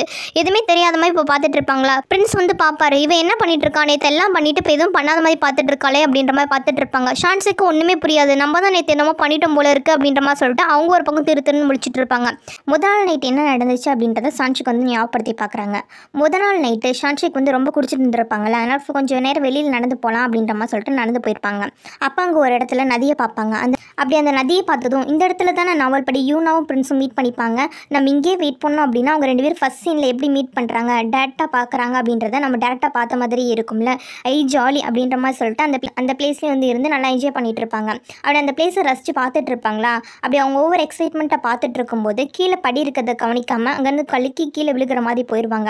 அந்த டைம் கரெக்டாக அங்கே வந்து பிரின்ஸ் யூபம் என்ன பண்ணுவார் அப்படின்னா ஷான்ஷிக்கு வந்து கையை பிடிச்சி கீழே விழுகாமல் காப்பாற்றுவாங்க. இப்படி பிரின்ஸை ரொம்ப கிட்ட பார்க்கவும் எவ்வளோ ஹேண்ட்ஸமாக இருக்காரு பாரு. இதான் ஃபர்ஸ்ட் டைம் நான் மேல் லீடை வந்து ரொம்ப க்ளோஸாக பார்க்குறது. பிரின்ஸ் அப்படியே பார்த்துட்டே இருக்கலாம் போல இருக்கே அப்படின்ற மாதிரி பார்த்துட்டு இருப்பாங்க. பிரின்ஸ் பார்ப்பாங்க, இவ கீழே விழ போகிறான்னு காப்பாற்றினா இவ பாரு எப்படி பார்க்குறான்னு அப்படின்ற மாதிரி சொல்லிட்டு ஷான்ஷிக்கோட கையை உடனே தட்டி விட்டுருவாரா. மேற்கொண்டு ஷான்ஷிக் என்ன பண்ணுவாங்க அப்படின்னா பிரின்ஸ் கூட பேசுறதுக்காக ட்ரை பண்ணுவாங்க. ஆனால் பிரின்ஸ் உடனே என்ன பண்ணுவார் அப்படின்னா வால் ஷான்ஷிக்கோட கழுத்தில் வச்சு யாரும் டேரெக்டாக என் கண்ணை பார்த்து இது வரைக்கும் பேசுனதே கிடையாது, நீ யாருன்னு சொல்லு அப்படின்ற மாதிரி சொல்லி மிரட்டிட்டு இருப்பாரு. ஆனால் ஷான்ஷிக் என்ன பண்ணுவாங்க அப்படின்னா கொஞ்சம் கூட சுத்தமாக பயப்படவே மாட்டாங்க. இப்போ நீங்கள் என்ன பண்ண போகிறீங்க, நீங்கள் என்ன கொலை பண்ண தானே போகிறீங்க, பரவாயில்ல கொன்னா நான் என்ன பண்ண போகிறேன், சாக தானே போகிறேன், இந்த நாவல் வேர்ல்டில் செத்தேன் அப்படின்னா எனக்கு ரொம்ப சந்தோஷம் தான், அதுவும் என்னோட ஃபேவரட்டான மேல் லீட் கையால் சாகிறதுனா ரொம்ப சந்தோஷமான விஷயம் தெரியுமா அப்படின்ற மாதிரி சொல்லிட்டு குடிச்சிட்டு உளறிட்டு இருப்பாங்க. என்ன இந்த பிள்ளை இப்படியெல்லாம் பேசுது அப்படின்ற மாதிரி சொல்லிட்டு பிரின்ஸ் பார்த்துட்டு இருப்பாங்களா. ஓ நீங்கள் நான் அந்த ரூமர்ஸ்லாம் நினச்சி பயப்படவே நினச்சிங்களா, உங்களை டேரெக்டாக பார்த்தா பிரச்சனை நீங்கள் கிளப்பி விட்டீங்களா ரூமர்ஸ், அது சுத்தமாக நான் நம்பவே மாட்டேன், அதெல்லாம் எனக்கு பொய்ன்னு எனக்கு நல்லாவே தெரியும், அது மட்டும் இல்லாமல் யாராவது ஒருத்தவங்க அதை ட்ரை பண்ணி பார்த்தா தானே தெரியும் அந்த ரூமர்ஸ் உண்மையா இல்லையான்னு சொல்லிட்டு, அதெல்லாம் நான் ட்ரை பண்ணி பார்க்கலான் இருக்கேன் அப்படின்ற மாதிரி சொல்லுவாங்க. இந்த விஷயம் பிரின்ஸுக்கு வந்து ரொம்ப அதிர்ச்சியாக இருக்கும். ஏன்னா இது வரைக்கும் யாருமே பிரின்ஸ் இந்த மாதிரி பார்த்து பேசினது இல்லையில, இவ எப்படி என்னை பார்த்து இப்படி பயப்படாமல் பேசுகிறான், அதுவும் இவ்வளோ தைரியமாக பேசிகிட்டு இருக்கா அப்படின்ற மாதிரி சொல்லிட்டு பார்த்துக்கிட்டே இருப்பாங்களா. அந்த டைம் ஷான்ஷிக் என்ன பண்ணுவாங்க அப்படின்னா சடனாக பிரின்ஸ் எதிர்பாராத டயத்தில் அவங்கள வந்து கிஸ் பண்ணிடுவாங்க. அந்த அதிர்ச்சியில் பிரின்ஸ் என்ன பண்ணிடுவார் அப்படின்னா கையில் வச்சு இந்த வாழை அப்படியே கீழே போட்டுருவார். அப்போ ஷான்ஷிக் சொல்லுவாங்க, எனக்கு நல்லா தெரியும் நீங்கள் யாரையும் ஈஸியாக கொல்ல மாட்டீங்கன்னு சொல்லிட்டு, உங்களுக்கு கொலை பண்ணுறதுனா சுத்தமாக பிடிக்காது தானே, அப்புறம் நீங்கள் ஒரு சீக்ரெட்டை வேறு மறைச்சி வச்சுருக்கீங்க, அதுவும் எனக்கு நல்லா தெரியும், அது யாருக்குமே தெரியக்கூடாதுன்றதுக்காக தானே நீங்கள் தனிமையாக இருக்கணுன்றதுக்காக ரூமர்ஸ் எல்லாம் ஸ்ப்ரெட் பண்ணி வைக்கிறீங்க. ஆனால் கவலைப்படாதீங்க, அந்த ரூமர் நான் வெளியே யார்கிட்டையும் சொல்ல மாட்டேன், நீங்களே உங்களை கஷ்டப்படுத்திட்டு எதுக்கு ரூமர்ஸ்னால் ஸ்ப்ரெட் பண்ணி வரீங்க, நீங்கள் உண்மையில் ரொம்ப பாவம் தானே அப்படின்ற மாதிரி சொல்லி பேசிகிட்டு இருப்பாங்க. இதெல்லாம் கேட்டுட்டு இருந்த பிரின்ஸுக்கு இவளுக்கு எப்படி இதெல்லாம் தெரிய வந்துச்சு, அதுவும் கரெக்டாக அப்படியே சொல்கிறான், நம்ம மனசில் என்ன நினைக்கிறோன்றது கூட கரெக்டாக சொல்லுவா போலையே அப்படின்ற மாதிரி சொல்லிட்டு பார்த்துட்டு இதெல்லாம் உனக்கு எப்படி தெரியும் அப்படின்ற மாதிரி சொல்லி கேட்பாங்க. அதுக்கு ஷான்ஷிக், எனக்கு இது மட்டும் கிடையாது, இன்னும் நிறைய விஷயம் தெரியுமா, நீங்கள் ஒரு பொண்ணை சின்சியராக லவ் பண்ணீங்க அப்படின்னா உங்களுக்காக என்ன வேணாலும் பண்ணுவீங்க, லைஃப் லாங் அவளை ப்ரொடெக்ட் பண்ணுவீங்க, அவளுக்காக எவ்வளோ சாக்ரிஃபைஸ் வேணால் பண்ணுவீங்க, நீங்கள் அந்தளவுக்கு லாயலான மனுஷன், எனக்கு அதுவும் தெரியும் அப்படின்ற மாதிரி சொல்லுவாங்க. இதெல்லாம் கேட்டுட்டு இருந்த பிரின்ஸுக்கு எல்லாமே புதுசாக இருக்கும். ஏன்னா ஃபஸ்ட் டைம் ஒரு பொண்ணு இப்படியெல்லாம் பேசுகிறது வந்து வினோதமாக இருக்கும். அது மட்டும் இல்லாமல் தைரியமாக பிரின்ஸ்கிட்டே இதெல்லாம் சொல்கிறாங்களா, இதெல்லாம் கேட்கும்போது நல்லா தான் இருக்கும், இப்போ பாரு எப்படியெல்லாம் பேசுகிறா அப்படின்ற மாதிரி சொல்லி பார்த்துட்டு இருப்பாங்களா. ஆனால் ஷான்ஷிக்கு இதெல்லாம் எப்படி தெரியும் அப்படின்னா ஆல்ரெடி நாவல் வந்து பிரின்ஸ் யூபம் பற்றி படிச்சிருப்பாங்களே, அப்போ யூபமோட கேரக்டர் என்னது, அவர் ஏன் இப்படியெல்லாம் நடந்துக்கிறாரு அப்படின்றத பற்றி நல்லா தெரிஞ்சிருக்கும். அதனால தான் இப்போ ஷான்ஷிக் என்ன பண்ணுறாங்க அப்படின்னா தைரியமாக பிரின்ஸ் யூபம் கிட்ட பேசிகிட்டு இருக்காங்க. இது எல்லாத்தையும் இப்போ ஷான்ஷிக் வந்து ப்ரெசென்ட்டில் யோசிச்சு பார்த்துட்டு இருக்காங்க. அப்படியே ஷான்ஷிக்கு மயக்கம் வர மாதிரி போயிருமா. உடனே பிரின்ஸ் என்ன பண்ணுவார் அப்படின்னா என்னாச்சு அப்படின்ற மாதிரி சொல்லிட்டு தொட்டு பார்க்குற மாதிரி போவாங்க. ஆனால் ஷான்ஷிக் என்ன பண்ணுவாங்க அப்படின்னா பிரின்ஸை வந்து தட்டி விட்டுருவாங்க. பிரின்ஸ் இதை பார்த்தவர் என்ன பண்ணுவார்னா ஷான்ஷிக்கை பக்கத்தில் இழுத்து வச்சுட்டு உனக்கு ஃபீவர் இருக்கான்னு பார்க்குறேன் அப்படின்ற மாதிரி சொல்லிட்டு செக் பண்ணி பார்த்துட்டு இருப்பாங்க. அந்த டைம் பிரின்ஸ் வீட்டில் வேலை பார்க்குறவங்க வந்து பிரின்ஸ் உங்களுக்கு வந்து கோர்ட்டுக்கு போக டைம் ஆச்சு அப்படின்ற மாதிரி கூப்பிடுவாங்க. உடனே ஷான்ஷி வந்து கொஞ்சம் பயந்து நர்வஸ் ஆயிடுவாங்க, யாராவது பார்த்துட்டு என்ன பண்ணுறது அப்படின்ற மாதிரி சொல்லிட்டு. அந்த டைம் பிரின்ஸ் வந்து என்ன பண்ணுவாருன்னா ட்ரெஸ் சேஞ்ச் பண்ணிட்டு கிளம்புற ஷர்ட்டெல்லாம் கழட்டுவாரா. அதை பார்த்து ஷான்ஷிக் இன்னும் நர்வஸ் ஆயிடுவாங்க. ஆனால் பிரின்ஸ் வந்து ஷான்ஷிக்கு தன்னை ரொம்ப பிடிச்சிருக்கு, அதனால தான் இப்படி நடந்துக்கிறா போல அப்படின்ற மாதிரி சொல்லிட்டு அவளை டீஸ் பண்ணிட்டு அங்கேருந்து போவாங்க. பிரின்ஸ் போனதுக்கு அப்புறமேட்டுக்கு ஷான்ஷிக்கு ட்ரெஸ் சேஞ்ச் பண்ணலாம் அப்படின்றதுக்காக போவாங்களாம். அந்த டைம் பிரின்ஸ் கரெக்டாக அங்கே வந்துட்டு நீ ஒருவேளை நேற்று நடந்தது பெரிய விஷயம் இல்லை, எல்லாம் நார்மல் தான், எதுவும் நடக்காத மாதிரி நடிக்கலாம் அப்படின்ற மாதிரி சொல்லிட்டு இங்கேருந்து தப்பிச்சு போகணுன்னு மட்டும் பார்க்காத, நான் அதெல்லாம் சும்மாவே விட மாட்டேன், நான் திரும்பி வர வரைக்கும் நீ இங்கே தான் இருந்தாகணும், கரெக்டாக பத்திரமா இங்கேயே வெயிட் பண்ணு சரியா அப்படின்ற மாதிரி சொல்லிட்டு அங்கேருந்து கிளம்பி போவார். பிரின்ஸ் போனதுக்கு அப்புறமேட்டுக்கு ஷான்ஷிக் வந்து புலம்புவாங்க, அடிக்கே என்னடி பண்ணி வச்சிருக்க, ரொம்ப குடிச்சிட்டு ஒன் நைட் ஸ்டாண்டில் இருந்திருக்கேன், அதுவும் வேறு ஒருத்திக்கு ஹஸ்பண்டாக வரப்போகிறவர் கூட, உனக்கு கொஞ்சம் கூட வெக்கமாகவே இல்லையா, அதுவும் நேற்று தான் பிரின்ஸும் யூனாவும் ஃபஸ்ட் டைம் மீட் பண்ண வேண்டிய நாள், அதை போய் கெடுத்து வச்சிருக்கீங்க, அப்போ அவங்க நேற்று மீட் பண்ணாங்களா இல்லையானே தெரியலையே, இப்போ என்ன பண்ணுறது, அவங்களை எப்படி மீட் பண்ணாங்களா இல்லையான்னு கண்டுபிடிக்கிறது அப்படின்ற மாதிரி சொல்லிட்டு புலம்பிட்டு இருப்பாங்க.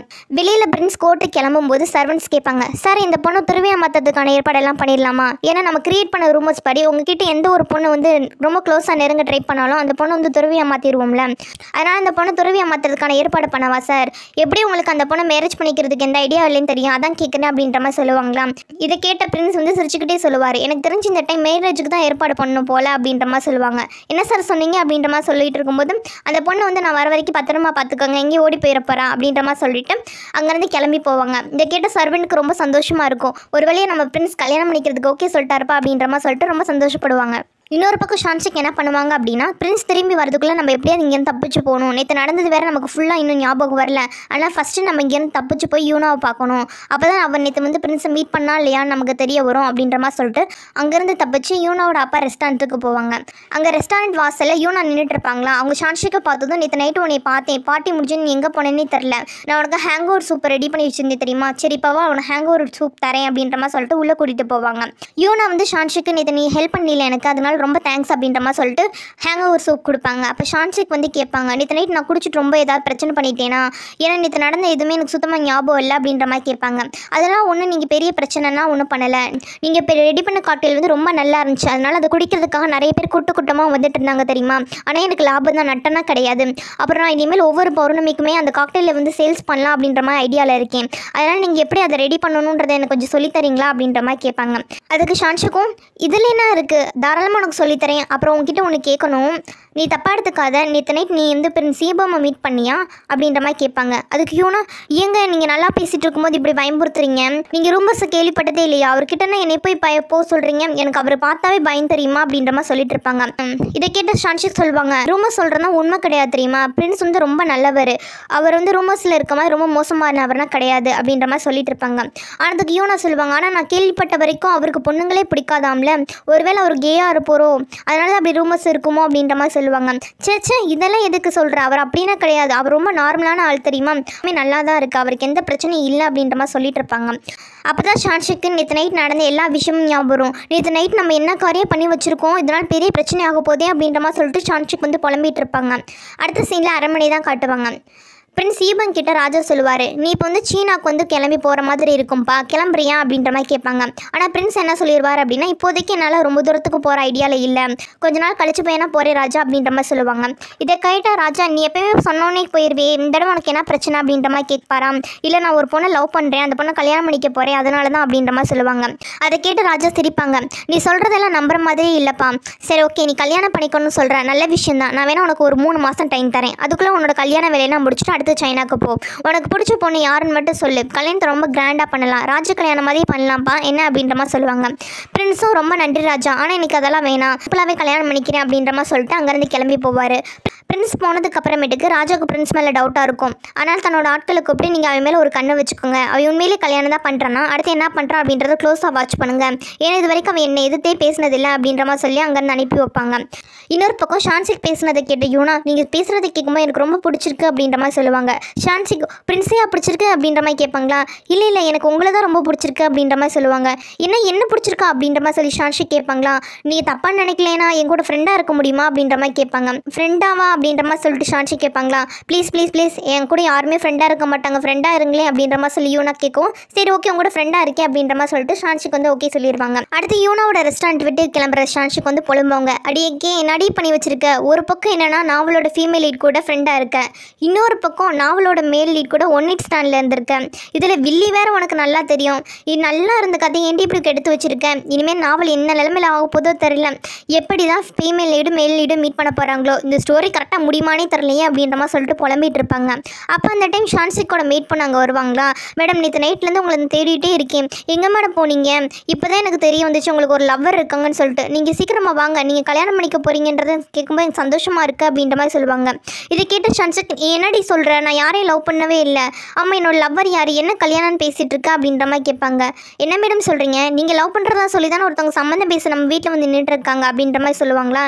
நான் யாரும் அப்படி வர சொல்லலையே, ஆமாம் வீட்டில் எல்லாரும் என்ன சொன்னாங்க அப்படின்ற மாதிரி கேட்பாங்களா. வீட்டில் யாருமே இல்லை மேடம், யாரும் வெளியே போயிருக்காங்க அப்படின்ற மாதிரி சொல்லுவாங்க. அப்போ நம்ம வீட்டில் இருக்கவங்க வரதுக்குள்ளே இப்போ அந்த விஷயத்தை தடுத்து நிறுத்தணும், வா போகலாம் அப்படின்ற மாதிரி சொல்லிட்டு மேடை கூப்பிட்டு அங்கேருந்து ஓடிட்டு இருப்பாங்களா. அப்படி அவங்க போகிற வழியில் பிரின்ஸ் ஈபம் வந்து குதிரையில் வேகமாக வரதை வந்து பார்ப்பாங்க. அப்போ பிரின்ஸோட வீட்டிலேருந்து தான் மேரேஜ் ப்ரப்போஸ்க்கு போயிருப்பாங்க. அப்போ பிரின்ஸ் கிட்ட பேசினாவே அதை நிறுத்திடலாம் அப்படின்ற மாதிரி சொல்லிட்டு பிரின்ஸ் வர வழியில் அதை மறைச்சு நின்றுட்டு இருப்பாங்க. குதிரை ரொம்ப வேகமாக வந்துட்டு இருக்கும் அவங்கள இடிக்கிற மாதிரி போயிருமா. ஆனால் பிரின்ஸ் என்ன பண்ணிடுவார் அப்படின்னா, முன்னாடி ஷான்ஷிக் நிற்கிறத பார்த்தோன்னா குதிரை கொஞ்சம் கண்ட்ரோல் பண்ணி ஷான்ஷிக் அப்படியே தாண்டி போய் குதிரை நிற்கிற மாதிரி செட் பண்ணிடுவார். அதுக்கப்புறமேட்டு ஷான்ஷிக் கிட்ட தனியாக பேசணும்னு சொல்லி கூட்டிகிட்டு போவார். இப்போ எதுக்கு நீ வந்து என் முன்னாடி இப்போ நின்றுட்டு இருக்கா அப்படின்ற மாதிரி கேட்பாங்களா. நீங்கள் எதுக்கு என்னோட வீட்டுக்கு மேரேஜ் ப்ரப்போசலுக்கு அனுப்பி விட்டீங்க, நம்மனா ஒருத்தருக்கு ஒருத்தர் காதலிக்கிறோமா, நம்ம 2 பேருக்கு ஒருத்தருக்கு ஒருத்தர் யார் என்னன்னு தெரியாது, அதுக்குள்ளே எப்படி நீங்கள் அனுப்பலாம் அப்படின்ற மாதிரி சொல்லி சண்டை போடுவாங்களா. ஆனால் அதுக்கு அதுக்கு பிரின்ஸ் சொல்லுவார், என்னை பொறுத்த வரைக்கும் மேரேஜுக்கு அண்டர்ஸ்டாண்டிங்னா தேவையே கிடையாது, நம்ம ஆல்ரெடி ஃபஸ்ட் நைட்டே ஸ்பெண்ட் பண்ணிட்டோம், இது போதாத ரீசன், வேறு என்ன வேணும் அப்படின்ற மாதிரி கேட்பாங்க. அதான் நான் சொல்கிறேனே, எனக்கு எந்த விஷயமே ஞாபகம் இல்லை அப்படின்ற மாதிரி ஷான்சிக் சொல்லுவாங்களா. உனக்கு வேணால் ஞாபகம் இல்லாமல் இருக்கலாம், ஆனால் எனக்கு நடந்த விஷயம் எல்லாமே நல்லாவே ஞாபகம் இருக்குது, நான் எப்படி மறக்கிறது, நான் வேணா உனக்கு ஞாபகப்படுத்துவா அப்படின்ற மாதிரி சொல்லி ஸ்டார்ட் பண்ணுவாங்களா. நிறுத்து நான் அதெல்லாம் உன்ட்ட கேட்டேனா, நான் இதெல்லாம் கேட்குறது தயாராகவே இல்லை அப்படின்ற மாதிரி சொல்லுவாங்க. அப்போ பிரின்ஸ் சொல்லுவார், என்னை பொறுத்த வரைக்கும் ஃபஸ்ட் நைட்ன்றது லைஃப்பில் வந்து ரொம்ப இம்பார்ட்டண்டான விஷயம், நம்ம 2 பேரும் ஒன்றா தானே இருந்தோம், அதனால் நீ வந்து எனக்கான ரெஸ்பான்சிபிலிட்டி எடுத்து தான் ஆகணும், அதனால் நம்ம மேரேஜ் பண்ணிக்கலாம் அப்படின்ற மாதிரி சொல்லுவாங்க. ஆனால் ஷான்ஷிக்கு வந்து எனக்கு அதெல்லாம் இன்ட்ரெஸ்டே கிடையாது, அதனால் எனக்கு ஒன்றும் பிரச்சனை இல்லைன்னு சொல்கிறேன்னா அப்படின்ற மாதிரி சொல்லிட்டு இருப்பாங்களா. இதை கேட்ட பிரின்ஸ் வந்து, அப்போ உனக்கு என்னை மேரேஜ் பண்ணிக்கிறதுக்கான இன்ட்ரெஸ்ட் இல்லைன்னு சொல்கிறேன், அப்புறம் எதுக்காக நீ என்னை செட்யூஸ் பண்ணி ஃபோர்ஸ் பண்ணி உன்னோட வலையில் விழ வச்சு என்னோட வெர்ஜினிட்டி எடுத்திருக்கேன், இதுக்கெல்லாம் ஒரே ஒரு ரீசனாக தான் இருக்கும், அது பவர் தானே. நீ ராஜ குடும்பத்து கூட விளையாண்டுருக்க, இதுக்கு என்ன பேர் தெரியுமா, ராஜ துரோகம். அதுக்கு என்ன தண்டனை தெரியுமா, உன்னோட ஃபேமிலியில் இருக்க எல்லாருமே ராஜ துரோகம் பண்ணதுக்காக தண்டனை அனுபவிக்கணும், அதுக்கு ரெடி ஆயிரு அப்படின்ற மாதிரி சொல்லிட்டு இருப்பாங்க. அப்போ தான் அந்த சைடு ஷான்ஷிக்கோட ஃபேமிலி மெம்பர்ஸ் எல்லாமே வீட்டுக்கு போயிட்டு இருப்பாங்களா. அவங்கள பார்க்கும்போது ஷான்ஷிக்கு எல்லாருமே கைதிகள் ட்ரெஸ் போட்டிருக்க மாதிரி தெரியும். அவங்க ஃபேமிலியில் இருக்க எல்லாருமே தங்களோட இந்த நிலைமைக்கு காரணம் ஷான்ஷிக் தான், பேசாமல் நீ அந்த பிரின்ஸை கல்யாணம் பண்ணிக்கல அப்படின்ற மாதிரி திட்டுற மாதிரியும், அவங்க சரி நான் மேரேஜ் பண்ணிக்கிறேன் அப்படின்ற மாதிரி சொல்லும்போது பிரின்ஸ் இதுக்குன்னா நேரம் இல்லை, ஆல்ரெடி லேட்டாக சொல்லிட்டு அப்படின்ற மாதிரி சொல்லிட்டு அவங்களுக்கு வந்து பனிஷ்மெண்ட் கொடுக்குற மாதிரியும் சொல்லி நினச்சி பார்ப்பாங்களா. அந்த டைம் அவங்க ஃபேமிலியில் இருக்க எல்லாரும் வந்து வீட்டுக்கு போயிட்டு இருப்பாங்களா. அதில் ஷான்ஷிக்கோட கடைசி அண்ணன் வந்து என்ன இங்கே இருக்கிறது நம்ம தங்கச்சி மாதிரி இருக்குது அப்படின்ற மாதிரி திரும்பி பார்ப்பாங்களா. உடனே ஷான்ஷிக் என்ன பண்ணுவாங்க அப்படின்னா பிரின்ஸை கூப்பிட்டு அப்படியே கீழே ஒழிஞ்சுக்குவாங்க. ஷான்ஷிக் வந்து இந்த மாதிரி பண்ணுறதை பார்த்து பிரின்ஸ் வந்து க்யூட்டாக சிரிப்பாரா, இப்போ பார்க்க இவ்வளோ அழகாக இருக்காரு அப்படின்ற மாதிரி பார்த்துட்டு இருப்பாங்க. அப்போ தான் ஷான்ஷிக் வந்து ஞாபகம் வரும், சே நம்ம கல்யாணத்தை நிறுத்துறேன்னு சொல்லிட்டு இப்படி பார்த்து ரசிச்சுட்டு இருக்கோமே அப்படின்ற மாதிரி சொல்லிட்டு பிரின்ஸ் யூபங் கிட்ட பேசுவாங்க. வேணா ஒன்று பண்ணுங்களேன், இந்த கல்யாண விஷயத்தை கொஞ்சம் தள்ளி போட முடியுமா அப்படின்ற மாதிரி கேட்பாங்க. எதுக்கு தள்ளி போட சொல்கிற அப்படின்ற மாதிரி கேட்கும்போது, என்னோட ஃபேமிலி கிட்ட வந்து சடனாக நான் கல்யாணம் பண்ணிக்க போகிறேன்றதை சொல்ல முடியாது, அதனால் எனக்கு கொஞ்சம் டைம் கொடுங்க, என் ஃபேமிலியில் இருக்கவங்கள்ட்ட நான் சொல்லி கன்வின்ஸ் பண்ணுறேன் அப்படின்ற மாதிரி சொல்லுவாங்க. அதுக்கு பிரின்ஸும் சரி ஓகே உனக்கு டைம் வேணால் தாராளமாக எடுத்துக்கோ, எனக்கு எந்த வித பிரச்சனையும் இல்லை, உனக்கு நான் 3 நாள் டைம் தரேன், அதுக்குள்ளே உன் ஃபேமிலி மெம்பர்ஸ் எல்லாரையும் கன்வின்ஸ் பண்ணி ஒத்துக்க வை சரியா, 3 நாள் கழிச்சு நம்ம கண்டிப்பாக மேரேஜ் நடந்தே ஆகணும், அப்புறம் 3 நாளைக்குள்ளே நீ எங்கிட்ட அது ஓடணும் அப்படின்ற மாதிரி ட்ரை பண்ணாத, நீ எங்கே நினச்சாலும் தப்பிச்சு போக முடியாது, ஏன்னா இந்த நாட்டில் இருக்க எல்லாமே என் கண்ட்ரோல் கீழே தான் இருக்குது, உன்னால் முடிஞ்சா ட்ரை பண்ணிப்பாரு, ஆனால் கனவுல கூட உன்னால் தப்பிக்க முடியாது அப்படின்ற மாதிரி சொல்லிட்டு பிரின்ஸ் வந்து ஷான்ஷிக்கு வார்ன் பண்ணிவிட்டு அங்கேருந்து கிளம்பி போவார். அடுத்து ஷான்ஷிக் என்ன பண்ணுவாங்க அப்படின்னா வேமா வீட்டுக்கு போயிட்டு தன்னோட திங்ஸ் எல்லாத்தையும் பேக் பண்ணிட்டு இருப்பாங்களா.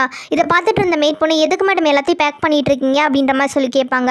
இல்லடி தப்பிச்சு போக போகிறேன் அப்படின்ற மாதிரி சொல்லுவாங்களா. மேடம் நீங்கள் தப்பிச்சு போக ட்ரை பண்ணுறதா வேஸ்ட்டு மேடம், நீங்கள் ஆல்ரெடி பெரிய குடும்பத்தில் கல்யாணம் பண்ணி போகணுன்னு தான் ஆசைப்பட்டீங்க, இப்போ பிரின்ஸே உங்களை கல்யாணம் பண்ணிக்க போகிறேன்னு சொல்கிறாங்க, உங்களோட கனவு வந்து நிறைவேற மாதிரி தானே, ஏன் மேடம் வேணான்னு சொல்கிறீங்க அப்படின்ற மாதிரி கேட்பாங்க. ஆக்சுவலி ஷான்ஷிக்கு பிரின்ஸ் வந்து ரொம்ப பிடிக்கும், இருந்தாலும் அவங்களை கல்யாணம் பண்ணிக்கணும் அப்படின்னு நினைக்கல, ஏன்னா பிரின்ஸோட ஜோடி தானே இந்த நாவலோட ஃபீமேல் லீடு, அப்படி நம்ம மெயின் கேரக்டரை மாறிட்டோம் அப்படின்னா மெயின் கேரக்டர் என்னென்ன கஷ்டத்தை ஃபேஸ் பண்ணுதோ அது எல்லாத்தையும் இவங்க ஃபேஸ் பண்ணி ஆகணும்.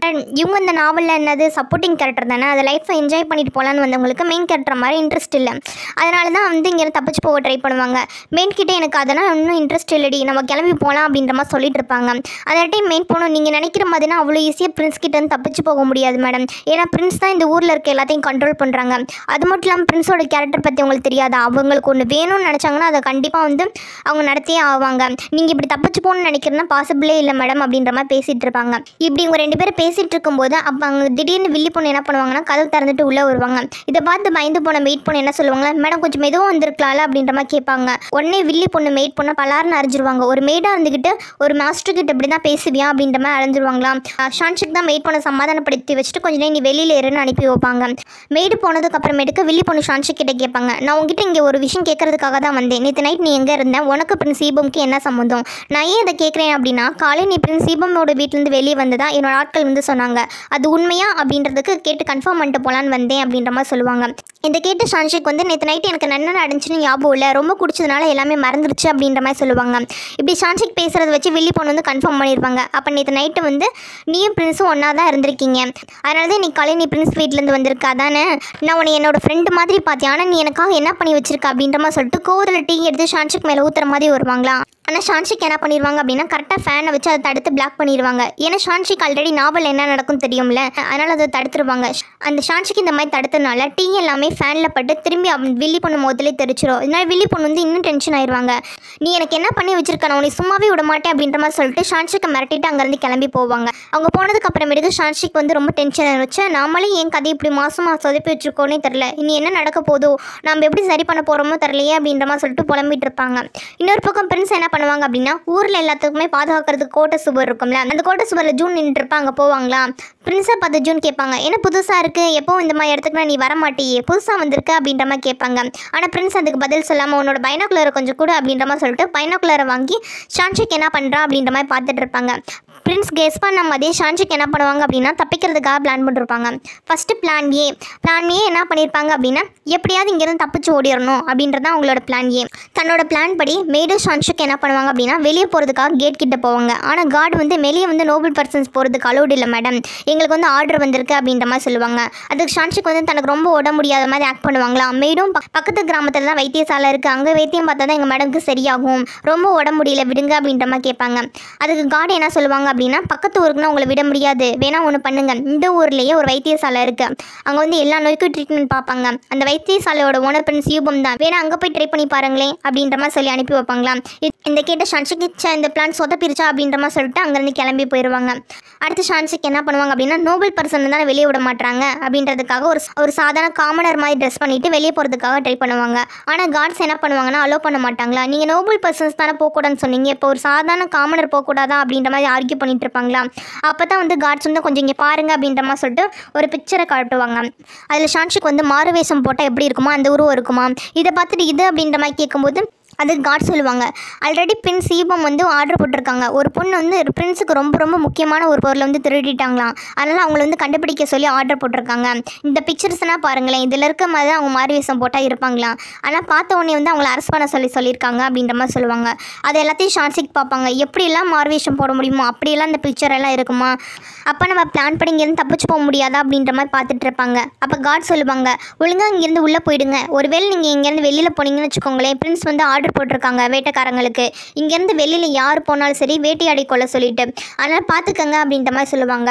ஷான்ஷிக் நினச்சி பார்ப்பாங்க, நம்மளை வேட்டையாடினா எப்படி இருக்குன்னு சொல்லிட்டு, செம்மையும் நம்மளால முடியாதுப்பா அப்படின்ற மாதிரி சொல்லிட்டு திரும்பி உள்ளே போயிடுவாங்க. இது எல்லாத்தையும் மேலேருந்து பிரின்ஸ் பைனாக்குலரில் பார்த்து ரசித்து சிரிச்சிட்டு இருப்பாரா. ஜூன் பார்ப்பாரு, இவன் ரொம்ப டிஃப்ரெண்ட்டாக தான்ப்பா பண்ணுறான் அப்படின்ற மாதிரி பார்த்துட்டு இருப்பாங்க. அடுத்த நாள் காலையில் தான் காட்டுவாங்க. பிரின்ஸ் வந்து கோட்டைக்கு கிளம்பிட்டு இருப்பாரா. அப்போ அங்கே சர்வெண்ட் வேகமாக ஓடி வந்து, சார் கொஞ்சம் வீட்டுக்கு வெளியே வந்து என்ன நடக்குன்னு பாருங்க அப்படின்ற மாதிரி கூப்பிட்டு போவாங்க. அப்படி என்ன வெளியில் அப்படின்ற மாதிரி பிரின்ஸ் வந்து பார்ப்பாரா.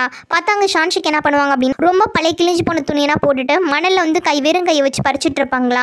இங்கே பாருங்க சார் இவங்க என்ன பண்ணிட்டு இருக்காங்க அப்படின்ற மாதிரி பார்ப்பாங்க. இப்போ பார்க்கறதுக்கு ஷான்ஷிக் வந்து ரொம்ப அழுக்கா மோசமாக இருப்பாங்க. இதுதான் ஷான்ஷிக்கோட பிளான் பி. ஏன்னா நாவல் படி பிரின்ஸுக்கு வந்து அழுக்காக இருக்கவங்கன்னா சுத்தமாகவே பிடிக்காது, அழுக்கான விஷயமே சுத்தமாக பிடிக்காதா. அப்போ நம்ம பைத்தியக்காரத்தனமாக அப்படி வந்து டீசென்சி இல்லாமல் இருந்தோம் அப்படின்னா கல்யாணத்தை கேன்சல் பண்ணிடுவாங்க அப்படின்றதுக்காக தான் இவங்க இப்படி பிளான் பண்ணி வந்திருப்பாங்க. பிரின்ஸ் வந்து ஷான்ஷிக்கு பார்த்துட்டு இது என்ன கோலம் அப்படின்ற மாதிரி கேட்பாங்களா. அதுவா ஒன்றும் இல்லை, நான் அப்படி தான் வேலை செய்வேன், மக்கள் எல்லோரும் இப்படி கஷ்டப்பட்டு தானே விவசாயம் பண்ணுறாங்க, அதான் நானும் இது பண்ணுறேன் அப்படின்ற மாதிரி சொல்லுவாங்க. அப்புறம் அங்கே பார்த்தீங்களா நான் இப்போ தான் அங்கே பாத்ரூம் போய் வச்சேன், அதில் நல்ல மண் போட்டு மூடியிருக்கேன், அதனால் அது நல்ல இயற்கை உரமாக இருக்கும்ல, பார்த்தீங்களா நான் அவ்வளோ நல்ல விஷயம்லாம் பண்ணியிருக்கேன், அப்புறம் அந்த தலையில் குத்திருக்கேன் பார்த்தீங்களா இதை வச்சு தான் க்ளீன் பண்ணேன், எல்லாம் நல்லா இருக்குல்ல, நான் இயற்கைக்கு எந்த வேஸ்ட்டும் பண்ணலையில அப்படின்ற மாதிரி சொல்லுவாங்க. இப்படியெல்லாம் சொன்னால் பிரின்ஸ் வந்து கொஞ்சம் அருவருப்பாயி அவங்கள வந்து துரத்தி விட்டுருவாங்க அப்படின்றதுக்காக சொல்லிட்டு இருப்பாங்களா. ஆனால் பிரின்ஸ் என்ன பண்ணுவார் அப்படின்னா ஷான்ஷிக்கோட கையை பிடிச்சிட்டு, எனக்கு ஒன்று நினச்சா ரொம்ப பெருமையாக இருக்குது தெரியுமா, நீ மக்களோட சந்தோஷத்தை எப்படி பெருசாக நினைக்கிறேன், காலையில் விடியும் முன்னே வந்து நீ வந்து விவசாயம் பார்க்குற, மக்களுக்கு எப்படி இருக்குன்னு சொல்கிற, ஒரு நோபல் உமனாக இருந்துட்டு சாதாரண மக்கள் படுற கஷ்டத்தை நீ படுற, நீ மற்ற நோபல் உமன்ஸ்க்கு எல்லாமே ரோல் மாடலாக இருக்க, ஒன்றை மாதிரி எல்லாருமே ஃபாலோ பண்ணணும் அப்படின்ற மாதிரி சொல்லுவாங்க. அப்புறம் ஷான்ஷிக் வந்து தன்னோட தலையில் சொருகி வச்சுருப்பாங்களே, இது வந்து நான் கிஃப்டாக எடுத்துக்கிறேன் அப்படின்ற மாதிரி சொல்லிட்டு அங்கேருந்து கிளம்பி போவாங்க. ஷான்ஷிக்கு இந்த பிளானுக்கு சொதப்பி போச்சா, இனிமேல் வந்து இந்த பிளான் ஒர்க் அவுட் ஆகாது அப்படின்ற மாதிரி சொல்லிட்டு அப்செட் ஆகி அங்கேருந்து கிளம்பி போயிடுவாங்க. அடுத்து ஷான்ஷிக் என்ன பண்ணுவாங்க அப்படின்னா ஒரு நல்ல புது ட்ரெஸ்ஸாக வாங்கி போட்டு அடுத்த பிளான் சி எக்ஸிக்யூட் பண்ணுறதுக்காக போவாங்க. பிளான் சி என்ன அப்படின்னா ரொம்ப அரகண்டான காசு அதிகமாக செலவு பண்ணுற ஒரு கோவப்படுற பொண்ணு மாதிரி ஆக்ட் பண்ணுறது தான் அவங்களோட பிளான் சி. அவங்களோட பிளான் படி அவங்க தன்னோட மேடிக்கிட்ட வந்து ரொம்ப மோசமாக நடந்துக்குவாங்க எல்லாரும் பார்க்குறப்ப. அப்போ அந்த சைடு வந்து பிரின்ஸும் வருவாங்களா, அவரும் இந்த விஷயத்தை எல்லாத்தையும் பார்ப்பாரு. பிரின்ஸ் வந்த உடனே ஷான்ஷிக் என்ன பண்ணுவாங்க அப்படின்னா தங்கிட்டே இருக்க திங்ஸ் எல்லாத்தையுமே காட்டுவாங்க. பார்த்தீங்களா இது எல்லாமே ரொம்ப காஸ்ட்லியான ஐட்டம்ஸு, இப்போ தான் பர்ச்சேஸ் பண்ணி, இது எல்லாமே ஜப்பான் சீனா அந்த மாதிரி வெளிநாட்டு பொருட்கள் தான், எனக்கு உள்நாட்டு பொருட்கள்னால் பிடிக்காது, அது இதோட காசு இவ்வளோ தெரியுமா அப்படின்ற மாதிரி சொல்லிட்டு அதிக விலை கொடுத்து வாங்குறதெல்லாம் பேசிகிட்டு இருப்பாங்க. ஏன்னா ஒரு பொண்ணு இவ்வளோ செலவு பண்ணுது அப்படின்றப்ப அந்த பொண்ணு பொறுப்பாக இருக்காதுன்னு கல்யாணம் பண்ணிக்க மாட்டாங்க அப்படின்றதுக்காக வந்து பிரின்ஸ் கிட்ட இப்படி சொல்லிட்டு இருப்பாங்களா. இதெல்லாம் கேட்டுட்டு இருந்த பிரின்ஸ் என்ன சொல்லுவாங்களா, ரொம்ப சந்தோஷம் தெரியுமா, நீ தான் எனக்கு கரெக்டான ஜோடி, நீ இப்போ தான் எனக்கு ரொம்ப பெஸ்ட்டான பேர் மாதிரி நடந்துக்கிற தெரியுமா. ஏன்னா 3 மாதம் கழிச்சு நான் சீனாவுக்கு தான் டூர் போகிறதா இருக்கேன் வேலை விஷயமா. பேசாமல் ஒன்று பண்ணி நீ என் கூட வந்துடு, நான் அங்கே கூட்டிகிட்டு போகிறேன், அங்கே உனக்கு பிடிச்ச திங்ஸ் எல்லாத்தையும் வாங்கிக்க. நீ இந்த மாதிரி அவங்களோட நாட்டு பொருட்கள் மேலே நான் இஷ்டப்படுறேன்னு தெரிஞ்சு அவங்க ரொம்ப சந்தோஷப்படுவாங்க, என்னோட வேலை ஈஸியாக முடிஞ்சிடும், என்ன சொல்கிற அப்படின்ற மாதிரி கேட்பாங்க. இதை கேட்டு ஷான்ஷிக்கு புஷ்ஷுன்னு போயிடும். இந்த பிளானுமே சொதப்பிருச்சா அப்படின்ற மாதிரி சொல்லிட்டு ரொம்ப வருத்தப்பட்டு பார்த்துட்டு இருப்பாங்க. அடுத்து நைட்டு தான் கட்டுறாங்க. ஷான்ஷிக் வந்து பிளான் டியை வந்து செயல்படுத்த ஆரம்பிப்பாங்க. பிளான் டி படி ஷான்ஷிக் எப்படி நைட்டு பிரின்ஸோட வீட்டுக்கு போவாங்க, என்னை மன்னிச்சிருங்க அப்படின்ற மாதிரி கேட்பாங்க. இதுக்கு இன்னத்துக்கு வந்து இங்கே நிறுவனம் போட்டிருக்க அப்படின்ற மாதிரி பிரின்ஸ் கேட்பாராம். அப்போ ஷான்ஷிக் சொல்லுவாங்க, நான் வந்து சாமியார்கிட்ட நம்ம ஜாதகத்தை கொண்டு போய் காட்டினேன், அதுபடி என்னோட ஜாதகம் வந்து உங்களுக்கு செட் ஆகாதான், அதே மீறி நம்ம 2 பேரும் மேரேஜ் பண்ணிக்கிட்டோம் அப்படின்னா சின்ன வயசுல நீங்கள் இறந்துருவீங்கன்னு போட்டிருக்கு, அதனால் நம்ம இந்த கல்யாணம் பண்ணிக்க வேணாம், கல்யாணத்தை கேன்சல் பண்ணிடுங்க அப்படின்ற மாதிரி சொல்லுவாங்க. ஆனால் அதை கேட்டு பிரின்ஸ் என்ன சொல்லுவார் அப்படின்னா, அதெல்லாம் எனக்கு எந்த பிரச்சனையும் கிடையாது, நான் இப்போ வாழ்கிற வாழ்க்கையே எனக்கு வந்து என் கடவுள் வந்து எக்ஸ்ட்ரா கொடுத்த வாழ்க்கை தான், ஆனால் எனக்கு இன்னும் கொஞ்ச நாள் தான் வாழ்வேன் அப்படின்னா பிரச்சனை இல்லை, எனக்கு பிடிச்ச பொண்ணோட வாழ்கிறதுல எனக்கு சந்தோஷம் தான், என்னோட வாழ்க்கையை வந்து பெஸ்ட்டாக அது வரைக்கும் நான் வாழ்வேன். அப்புறம் இன்னொரு விஷயம் சொல்ல மறந்துட்டேன், நான் செத்ததுக்கு அப்புறமேட்டுக்கு என்னோட சொத்து எல்லாத்தையும் உன் பேரில் எழுதி வச்சிடுறேன், அப்போ தானே நீ இன்னொரு கல்யாணம் பண்ணிக்க முடியாது, என்னோட சொத்தை வச்சுக்கிட்டு நீ சந்தோஷமாக இருக்கலாம்ல. இப்போ சரி, எப்பயும் சரி, நான் தான் உன் புருஷன், நீ தான் என் பொண்டாட்டி, உன்னை வேறு யாருக்கும் கல்யாணம் பண்ணி கொடுக்கவும் மாட்டேன், நானும் வேறு யாரையும் கல்யாணம் பண்ணிக்கவும் மாட்டேன், இது எல்லா ஜென்மத்துக்கு தொடரும் அப்படின்ற மாதிரி சொல்லிட்டு பிரின்ஸ் அங்கேருந்து கிளம்பி போவார். இந்த பிளானும் சொதப்பிருச்சா அப்படின்ற மாதிரி சொல்லிட்டு ஷான்ஷிக் வந்து ஃபீல் பண்ணிட்டு இருப்பாங்க. கடைசியாக ஷான்ஷிக் என்ன பண்ணுவாங்க அப்படின்னா, நமக்கு வேறு வழியே தெரியல, கடைசி பிளான் இம்ப்ளிமெண்ட் பண்ணிட வேண்டியதான் அப்படின்ற மாதிரி சொல்லிட்டு ஒரு புத்த மடத்துக்கு போய் நான் துறவியாக மாற போகிறேன், எனக்கு வந்து ஆசீர்வாதம் பண்ணுங்க அப்படின்ற மாதிரி குரு கிட்ட கேட்டுட்டு இருப்பாங்க. அங்கே வந்து பிரின்ஸ் ஈபம் என்ன பண்ணுவார் அப்படின்னா, அந்த பொண்ணு வந்து துறவியாக மாறக்கூடாது அப்படின்ற மாதிரி சொல்லி தடுப்பாங்க. ஏன்ப்பா அந்த பொண்ணு துறவியாக மாறக்கூடாதுன்னு சொல்லி சொல்கிறேன், அந்த பொண்ணுக்கு துறவியாருக்கான எல்லா தகுதியும் இருக்கே, அந்த பொண்ணு ஏன் நீ வந்து துறவியாக மாறக்கூடாதுன்னு சொல்கிற அப்படின்ற மாதிரி கேட்பாங்க. அதுக்கு பிரின்ஸ் என்ன சொல்லுவார் அப்படின்னா, நேற்று நைட்டு தான் அந்த பொண்ணு என் கூட ஒன்றா இருந்துச்சு, எனக்கு கல்யாணம் பண்ணிக்கோ, எனக்கு பொறுப்பு எடுத்துக்கன்னு சொல்லி சொன்னால் நான் கல்யாணம் பண்ணிக்க மாட்டேன்னு சொல்லிட்டு இங்கே ஓடி வந்துருச்சு, நீங்களே சொல்லுங்கள் அந்த பொண்ணு இப்போ துறவியாக மாறதுக்கு சரியான பொண்ணா அப்படின்ற மாதிரி கேட்பாங்க. இதை கிட்ட அந்த குரு என்ன பண்ணுவாங்கன்னா, நீ என்ன காரியம் பண்ணிட்டு இங்கே வந்து இருக்க, ஆளுங்கத்தான் நான் கேட்க வேண்டிய பேச்சா அது, முதல்ல இங்கேருந்து போமா அப்படின்ற மாதிரி சொல்லிட்டு ஷான்ஷிக் அங்கேருந்து துரத்தி விட்டுருவாங்க. எல்லா மெத்தடுமே போச்சே அப்படின்ற மாதிரி சொல்லிட்டு ஷான்ஷிக் வந்து ஃபீல் பண்ணிட்டு இருப்பாங்க. இப்போ ஷான்ஷிக்கு வேறு வெளியே இல்லை, ஊரை விட்டு ஓடினா தான் அப்படின்ற மாதிரி சொல்லிட்டு நைட் என்ன பண்ணுவாங்க அப்படின்னா, திருட்டத்தனமாக யார் இல்லாதப்போ ஊரை விட்டு ஓடிடலாம் அப்படின்ற மாதிரி சொல்லிட்டு வேகமாக தன்னோட திங்ஸை மட்டும் எடுத்துகிட்டு ஊரை விட்டு ஓடிட்டு இருப்பாங்க. அப்படி அவங்க ஊரை விட்டு போயிட்டு இருக்க வழியில் 2 கொலைக்காரங்க என்ன பண்ணுவாங்க அப்படின்னா, ஷான்ஷிக்கை வழி மறைச்சு உன் திங்ஸ் எல்லாம் கொடு அப்படின்ற மாதிரி கேட்பாங்க. ஷான்ஷிக்கு அதெல்லாம் போட்டுட்டு தப்பிச்சு போக பார்ப்பாங்களா, இருந்தாலும் வந்து அவங்க தப்பிக்க விடாமல் பிளாக் பண்ணிட்டு இருப்பாங்க. இப்போ என்ன பண்ணுறது, அங்கேருந்து எப்படி தப்பிக்கிறது அப்படின்ற மாதிரி சொல்லி ஷான்ஷிக் பார்த்துட்டு இருப்பாங்க.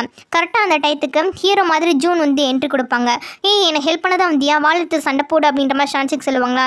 யார் சொன்னாவா எனக்கு வால் சண்டை போட தெரியும்னு சொல்லிட்டு, எனக்கு வால் சண்டைனா போட தெரியாது, எனக்கு ஓடத்தான் தெரியுவா, ஓடலாம் அப்படின்ற மாதிரி சொல்லிட்டு ஷான்ஷிக்கோட கையை பிடிச்சி ஜூன் கூப்பிட்டு அங்கேருந்து ஓடுவாங்க.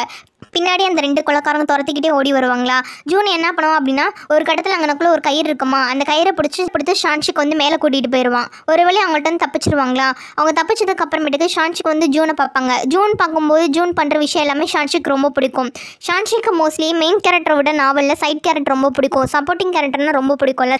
ஷான்ஷிக் வந்து செகண்ட் லீட் லவர், அதனால் வந்து அவங்களுக்கு ரொம்ப பிடிச்சிருக்கும், எனக்கு ஒன்று ரொம்ப பிடிச்சிருக்கு அப்படின்ற மாதிரி பார்த்துட்டு இருப்பாங்க. அடுத்து ஷான்ஷிக்கும் சரி ஜூனும் சரி நடந்து போயிட்டு இருப்பாங்களா.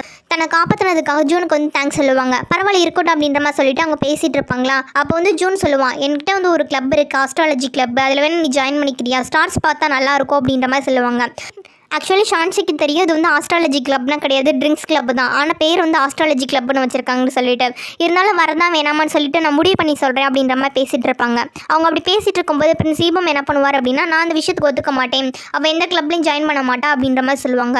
ஏன் அப்படி சொல்கிறேன் அப்படின்ற மாதிரி ஜூன் கேட்பாங்களா. ஏன்னா நான் ரீசெண்டாக தான் ஒரு உத்தரவு போட்டிருக்கேன், அதனால் இந்த ஊரில் வந்து இனிமேல் எந்த ஆக்டிவிட்டியும் நடக்காது, அதுவும் பசங்களும் பொண்ணுங்களும் ஒன்று சேர்ந்து நடக்கிற எந்த ஆக்டிவிட்டி நடக்காது அப்படின்ற மாதிரி சொல்லுவாங்க. ஏன்டா அப்படி பண்ணி வச்சிருக்கா அப்படின்ற மாதிரி அவங்க பேசிகிட்டு இருப்பாங்களா. அப்படி அவங்க பேசிகிட்டு இருக்கும்போதே அந்த டைம் வந்து ஷான்ஷிக்கோட 3 அண்ணாக்களும் அந்த சைடு வந்துட்டு இருப்பாங்க.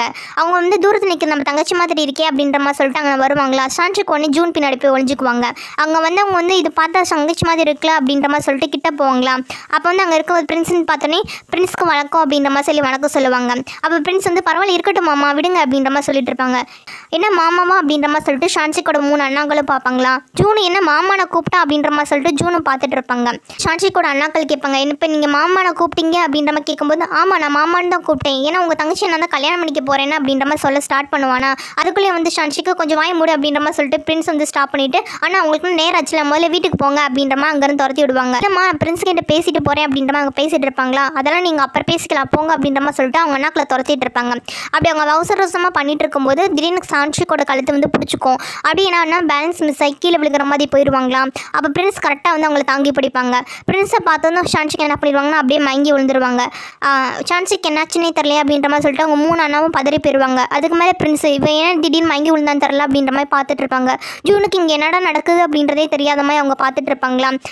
உடனே அங்கே இருந்தவங்க சான்ஷிக்கை வீட்டுக்கு தூக்கிட்டு போயிருப்பாங்க. இப்போ சான்ஷிக் வந்து மயக்கத்தில் இருக்காங்க. அப்படி இருக்கும்போது அவங்களுக்கு காலேஜில் நடந்த இன்சிடென்ட்ஸ் எல்லாம் ஞாபகம் வரும். காலேஜில் ஒரு தடவை சான்ஷிக் படிச்சுட்டு இருப்பாங்களா, அப்போ அவங்களோட பெஸ்ட் ஃப்ரெண்டோட பாய் ஃப்ரெண்ட் வந்து எனக்கு வந்து உன்னை ரொம்ப நாளாக பிடிக்கும், நான் உன்னை ரொம்ப நாள் லவ் பண்ணிட்டு இருக்கேன் அப்படின்ற மாதிரி ப்ரப்போஸ் பண்ணுவான். ஆனால் சான்ஷிக் வந்து அதை அக்செப்ட் பண்ண மாட்டாங்க. எனக்கு உண்மையில சுத்தமாக எந்த இன்ட்ரெஸ்ட்டும் இல்லை, அது மட்டும் இல்லாமல் நீ என்னோட ஃப்ரெண்டோட பாய் ஃப்ரெண்ட் சொல்லிட்டு அதை ரிஜெக்ட் பண்ணிடுவாங்க. ஆனால் அவன் அடமெண்ட்டாக விடாமல் நான் உன்னை தான் லவ் பண்ணுறேன் அப்படின்ற மாதிரி சொல்லிட்டு இருப்பான். இந்த விஷயம் காலேஜ் கேம்பஸில் நடந்ததால் அங்கே இருக்க எல்லாருமே வந்து இந்த விஷயத்தை பார்த்துட்டு ஃபோட்டோஸ் வீடியோஸ் எடுத்து ஸ்ப்ரெட் பண்ணி விட்டுருவாங்க. இந்த நியூஸ் அவளோட ஃப்ரெண்டு வரைக்கும் போயிருக்கும். சான்ஷிக் தன்னோட ஃப்ரெண்டு கிட்ட தமிழ் எந்த தப்புமே இல்லை, அந்த பையன் தான் என்கிட்ட வந்து அப்ரோச் பண்ணான், நான் ரிஜெக்ட் பண்ணிட்டேன் அப்படின்ற மாதிரி எக்ஸ்பிளைன் பண்ணுவாங்க. ஆனால் அவங்க சொல்ல வந்த விஷயம் எதையுமே அவங்க ஃப்ரெண்டு வந்து புரிஞ்சுக்காம நீ தான் எல்லாத்துக்கும் காரணமாக இருக்கும், அதனால தான் அவன் என் கூட பிரேக்கப் பண்ணிக்கிட்டான் அப்படின்ற மாதிரி சொல்லிட்டு கூல் ட்ரிங்க்ஸ் எடுத்து அவங்க தலைமையில் கொட்டிட்டு அங்கேருந்து கோச்சிட்டு போயிடுவாங்க. இவங்க ஃப்ரெண்டு இப்படி சான்ஷிக்கு பண்ணதை காலேஜ் ஸ்டூடெண்ட்ஸ் எல்லாருமே வீடியோ எடுத்து வைரல் பண்ணி விட்டுருவாங்க. அதனால் எல்லாருமே சான்ஷிக் கிட்டேருந்து ஒரு டிஸ்டன்ஸ் மெயின்டைன் பண்ணி அவங்க கிட்ட பேசாமல் அவாய்ட் பண்ண ஆரம்பிச்சிருப்பாங்க. அப்போ இருந்து தான் சான்ஷிக் நம்ம இனிமேல் யாரு கூடயும் வந்து க்ளோஸாக இருக்கக்கூடாது, எல்லாருக்கிட்டே நம்ம மிங்கிளாக இருக்கிறத ஸ்டாப் பண்ணிடணும் அப்படின்ற மாதிரி சொல்லிட்டு ஃப்ரெண்ட்ஸ் வச்சுக்க மாட்டாங்க. ரூம்குள்ளேயே தனக்கு பிடிச்ச நாவலை ரீட் பண்ணிகிட்டு இருப்பாங்க. இந்த விஷயம்லாம் சான்ஷிக் வந்து ஞாபகம் வரும். எப்படியும் ஞாபகம் வந்து சான்ஷிக் என்ன பண்ணுவாங்க அப்படின்னா கண்ணு முழிப்பாங்க. கண்ணு முழிச்சு பார்த்தாங்க அப்படின்னா இப்போ வந்து சான்ஷிக் இருக்கிறது நாவல் உலகம். இங்கே சுற்றிலும் சான்ஷிக்கோட அண்ணா ஃபேமிலி மெம்பர்ஸ் எல்லாருமே இருப்பாங்களா, அவங்களுக்கு சான்ஷிக் எழுந்தது ரொம்ப சந்தோஷமாக இருக்கும். ஒரு வழியை நீ எழுந்துட்டியா அப்படின்ற மாதிரி சொல்லி பேசிகிட்டு இருப்பாங்க. அப்போ சான்ஷிக் வந்து நான் எப்படி இங்கே வந்தேன்னு சொல்லி கேட்கும்போது அப்போ சான்ஷிக் கிட்ட அவங்கன்னா நாங்கள் ஃப்ரெண்ட்ஸ் கூட பேசிகிட்டு இருந்தோம், அப்போ வந்து அவர் வந்து ஒன்று சொல்கிறதுக்காக வந்தார், அதுக்குள்ளே நீ மயங்கி விழுந்துட்டேன், அதனால் அவர் தான் உன்னை வந்து வீட்டுக்கு தூக்கிட்டு வந்தார், அப்போ ராஜ மருத்துவரை வர சொல்லி உனக்கு ட்ரீட்மெண்ட் பார்த்தா தெரியுமா, ஆமாம் இளவரசர் இப்படி அக்கறையாக நடந்துக்குவார்னு எங்களுக்கு தெரியவே தெரியாது, உன்னை ரொம்ப அக்கறையாக பார்த்துக்கிட்டாரு தெரியுமா அப்படின்ற மாதிரி சொல்லிட்டு மற்ற நாங்களே பேசிகிட்டு இருப்பாங்க. ஆமாம் நம்ம தங்கச்சிக்கிட்ட இளவரசர் திடீர்னு இப்படி நடந்துக்கிறாரு, அதுக்கு ஏதாவது காரணம் இருக்குமா, என்னவா இருக்கும் அப்படின்ற மாதிரி சொல்லி யோசிப்பாங்க. ஒருவேளை நம்ம தங்கச்சி அவளுக்கு கடன் கொடுத்துருப்பாரோ அப்படின்ற மாதிரி சொல்லுவாங்க. சச்சா அதுக்கு நான் வாய்ப்பு இல்லை, அவர் பெரிய பணக்காரர், அவரே இவர்கிட்ட வாங்க போகிறா அப்படின்ற மாதிரி யோசிப்பாங்க. வேறு என்னவா இருக்கும் அப்படின்ற மாதிரி சொல்லிட்டு அவங்க யோசிச்சு பார்த்துட்டு இருப்பாங்களா. ஒருவேளை அவருக்கு நம்ம தங்கச்சியை பிடிச்சிருக்குமோ, லவ் பண்ணுறாரோ, கல்யாணம் பண்ணிக்க போகிறாங்களோ அப்படின்ற மாதிரி ஆரம்பிப்பாங்களா. இதை கேட்டுட்டு இருந்த சான்ஷிக் தன்னோட மேட் பொண்ணுக்கு சிக்னல் கொடுப்பாங்களா. உடனே அவங்க வந்து மேடம்க்கு ரொம்ப தலைவலிக்குது, அவங்க தூங்கணும் போங்க அப்படின்ற மாதிரி சொல்லிட்டு அவங்க அண்ணாக்கள் அங்கேருந்து அனுப்பி விட்ருவாங்க. அவங்க அண்ணா போனதுக்கு அப்புறமேட்டுக்கு இவங்க யோசிச்சு பார்ப்பாங்க, இந்த விஷயத்தை எப்படியே அவங்க விட்டால் பரவாயில்ல, இதுக்கு மேலே போச்சு அப்படின்னா நம்ம கல்யாணம் பண்ணிக்கிற மாதிரி வந்துடுமே அப்படின்ற மாதிரி சொல்லிட்டு யோசிச்சு பார்த்துட்டு இருப்பாங்க. அடுத்த சீனில் பிரின்ஸ் தான் காட்டுவாங்க. பிரின்ஸ் ராஜா வைத்தியர்கிட்ட சான்ஷிக்கோட நிலைமை எப்படி இருக்குது அப்படின்ற மாதிரி கேட்பாங்க. மேடமோட கண்டிஷன் வந்து இன்னும் சரியாகலை சார், ரொம்ப மோசமாக தான் இருக்குது, சரியான மூலிகை கொடுக்கல அப்படின்னா அவங்களை காப்பாற்றுறதே கஷ்டம் அப்படின்ற மாதிரி ராஜ வைத்தியர் சொல்லிடுவாங்க. இப்போ என்ன பண்ணுறது, எவ்வளோ செலவானாலும் சரி நீங்கள் மூலிகை கொடுங்க நான் பார்த்துக்கிறேன் அப்படின்ற மாதிரி சொல்லுவாங்க. ஆனால் நாங்கள் சொல்கிற அரிய வகை மூலிகைனா இப்போ என்கிட்ட ஸ்டாக் இல்லை சார், என்கிட்ட மட்டும் இல்லை யார்கிட்டையுமே கிடைக்காது, ஒரே ஒருத்தர்கிட்ட மட்டும்தான் இந்த ஊரில் கிடைக்கும் அப்படின்ற மாதிரி சொல்லுவாங்க. அப்போ யாருன்னு சொல்லுங்கள், நம்ம டேரெக்டாக அவங்கள்ட்ட கூப்பிட்டு போங்க, நான் கூட கேட்டு வாங்குறேன் அப்படின்ற மாதிரி சொல்லவும் பிரின்ஸை வந்து அந்த மூலிகை விற்பாங்கள்ல அவங்க வீட்டுக்கு கூட்டிகிட்டு போவாங்க. வீட்டுக்கு கதவை தட்டினா அவங்க திறக்கவே மாட்டாங்களா. ஆனால் பிரின்ஸ் வந்து அதை உடைக்கலாம் அப்படின்ற மாதிரி போயிடுவாங்க. அதே டைம் கதவை திறந்துட்டு ஒரு சின்ன பையன் வெளியில் வருவான். எதுக்கு இப்படி கதவை தட்டிட்டு இருக்கீங்கன்னு கேட்கும்போது உங்ககிட்ட ஒரு அரிய வகை மூலிகை இருக்குல்லப்பா, அதை வாங்கிட்டு போகலான்னு வந்தோம் அப்படின்ற மாதிரி சொல்லுவாங்க.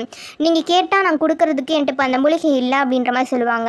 ஏன்னா மூலிகை இல்லையான்னு கேட்கும்போது ஆமாம் என்கிட்ட மட்டும் இல்லை, இந்த டைம் நீங்கள் வேறு யார்கிட்ட போய் கேட்டாலுமே கிடைக்காது, ஏன்னா அந்த மூலிகை கிடைக்கிறது ரொம்ப கஷ்டம், என்கிட்ட இப்போ நிறைய மூலிகை இருக்குதா, ஆனால் காலையில் தான் கொடுக்க முடியும், காலையில் வாங்கிக்கிறீங்களா அப்படின்ற மாதிரி கேட்பாங்க. ஏன்னா காலையிலையா, அது குறைக்கு எங்களுக்கு டைம் இல்லை, உடனே வேணும்னு சொல்லுவாரா.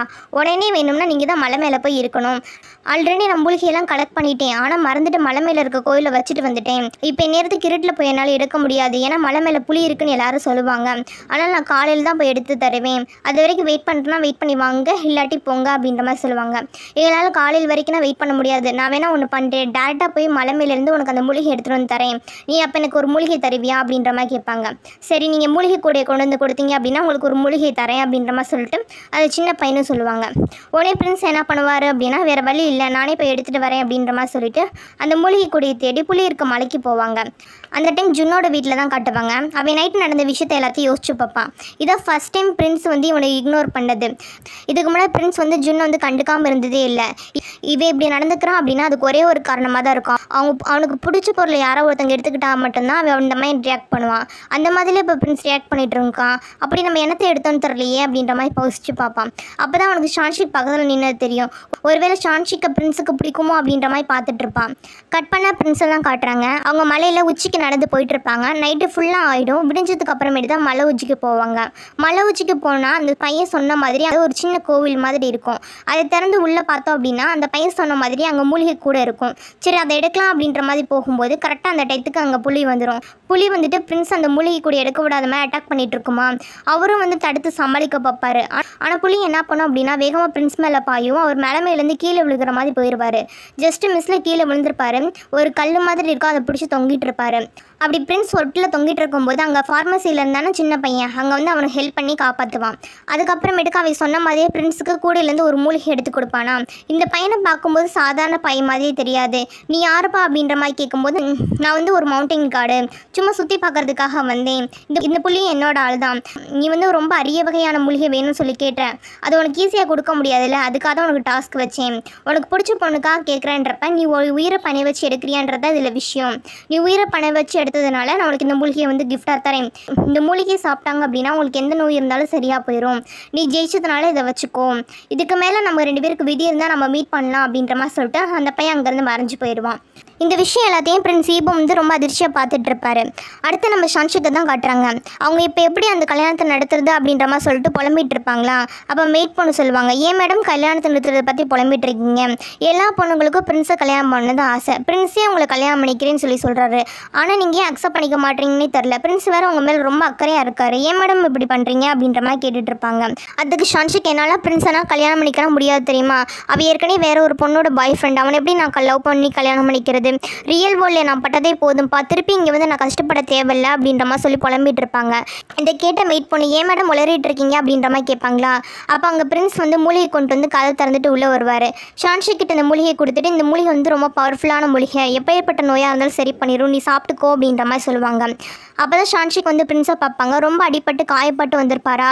இதை பார்த்து பதறி போனவங்க, உங்களுக்கு என்னாச்சு, நீங்கள் முதல்ல காயத்துக்கு மருந்து போடுங்க அப்படின்ற மாதிரி சொல்லுவாங்க. இதை கேட்ட பிரின்ஸ், நீ என் மேலே அக்கறைப்படுறியாப்பா அப்படின்ற மாதிரி கேட்பாங்களா. இல்லை சும்மா கேட்டேன் அப்படின்ற மாதிரி சொல்லுவாங்க. சும்மானா நீ ஒன்று நாய்க்கு பூனைக்கு பரிதாபப்படுற மாதிரி என் மேலே பரிதாபப்பட வேணாம், மருந்து கரெக்டாக நீ சாப்பிடும், உடம்பு சரியானா எனக்கு போதும் அப்படின்ற மாதிரி சொல்லிட்டு அங்கேருந்து போவாங்க. அப்போ ஷான்ஷிக் முகம் வாடி இருக்கிறத பார்ப்பாரா. சரி இப்போ வந்து ஃபங்க்ஷன் இல்லைன்னு தானே நீ இப்படி டல்லாக இருக்கேன், நான் அந்த ஃபங்க்ஷன் திரும்பி கண்டக்ட் பண்ண சொல்கிறேன், என்னால் ஜாலியாக இப்போ என்ஜாய் பண்ண அப்படின்ற மாதிரி சொல்லிட்டு அவர் அங்கேருந்து கிளம்பி போவார். அவர் போனதுக்கு அப்புறமேட்டுக்கு இதுதான் நம்ம பிரின்ஸா அப்படின்ற மாதிரி சொல்லிட்டு மெய்ட் பொண்ணு பார்த்துட்டு இருப்பாங்க. ஏன்னா பிரின்ஸ் வந்து சிடுமூஞ்சி மாதிரி தான் நடந்துட்டு இருப்பாரு. இப்போ மேடம்காக இவ்வளோ பண்ணுறாங்க அப்படின்றப்ப, மேடம் பேசாமல் இவங்களே நீங்கள் கல்யாணம் பண்ணிக்கோங்க மேடம், உங்களுக்காக எவ்வளோ பண்ணுறாரு பாருங்க அப்படின்ற மாதிரி சொல்லிட்டு இருப்பாங்க. அதெல்லாம் வேணாண்டி அப்படின்ற மாதிரி ஷான்ஷிக் சொல்லுவாங்களா. மேடம் இந்த மூலிகை எவ்வளோ ரேரான மூலிகை தெரியுமா, இது கண்டுபிடிக்கிறதுக்காக அவர் எவ்வளோ லென்த் போயிட்டு வந்திருக்காரு, அவ்வளோ கஷ்டப்பட்டு உங்களுக்காக பண்ணியிருக்காரு அப்படின்றப்ப நீங்கள் அவரை கல்யாணம் பண்ணிக்கக்கூடாது, அவர் நீங்கள் காதலிக்கிறதுக்கு தகுதியானவர் தான் மேடம், பேசாமல் அவரே கல்யாணம் பண்ணிக்கோங்க அப்படின்ற மாதிரி சொல்லிட்டு இருப்பாங்க. இதை கேட்ட ஷான்ஷிக்கு பிரின்ஸ் பண்ணுறது எல்லாமே பிடிச்சிருக்கும் தான், ஆனாலும் வேறொருத்தரோட லவர் எப்படி நம்ம கல்யாணம் பண்ணிக்கிறது, அது செட் ஆகாதே அப்படின்ற மாதிரி சொல்லிட்டு புலம்பிட்டு இருப்பாங்க. கட் பண்ணால் பிரின்ஸ் தன்னோட வீட்டுக்கு போவார். அங்கே போய் பார்த்தா ஜூன் வாசல்லே வெயிட் பண்ணிகிட்டு இருப்பான். நேற்று நைட்லேருந்து உன்னை தேடிட்டு இந்த எங்கடா போனா அப்படின்ற மாதிரி கிட்ட வருவாங்களா. ஆனால் பிரின்ஸ் கையை தொட விட மாட்டாங்க. ஏன்னா ஃபுல்லாக காயமாக இருக்குமா. ஏன் அப்படி நடந்துக்கிறேன்னு கேட்கும்போது, இல்லை உடம்பு பூரா அடிபட்டுருக்கு, நான் ஃபஸ்ட்டு போய் குளிச்சுட்டு வரேன் அப்படின்ற மாதிரி சொல்லிட்டு உள்ளே குளிக்கிறதுக்காக கிளம்பி போயிடுவாங்க. அடுத்து ஷான்ஷிக் என்ன பண்ணுவாங்க அப்படின்னா, பிரின்ஸ் கொடுத்த மூலிகை வச்சு ஃபீல் பண்ணிகிட்டு இருப்பாங்க. அப்போ யூனா கிட்டேருந்து ஷான்ஷிக் வந்து ஒரு லெட்டர் வந்திருக்கும்.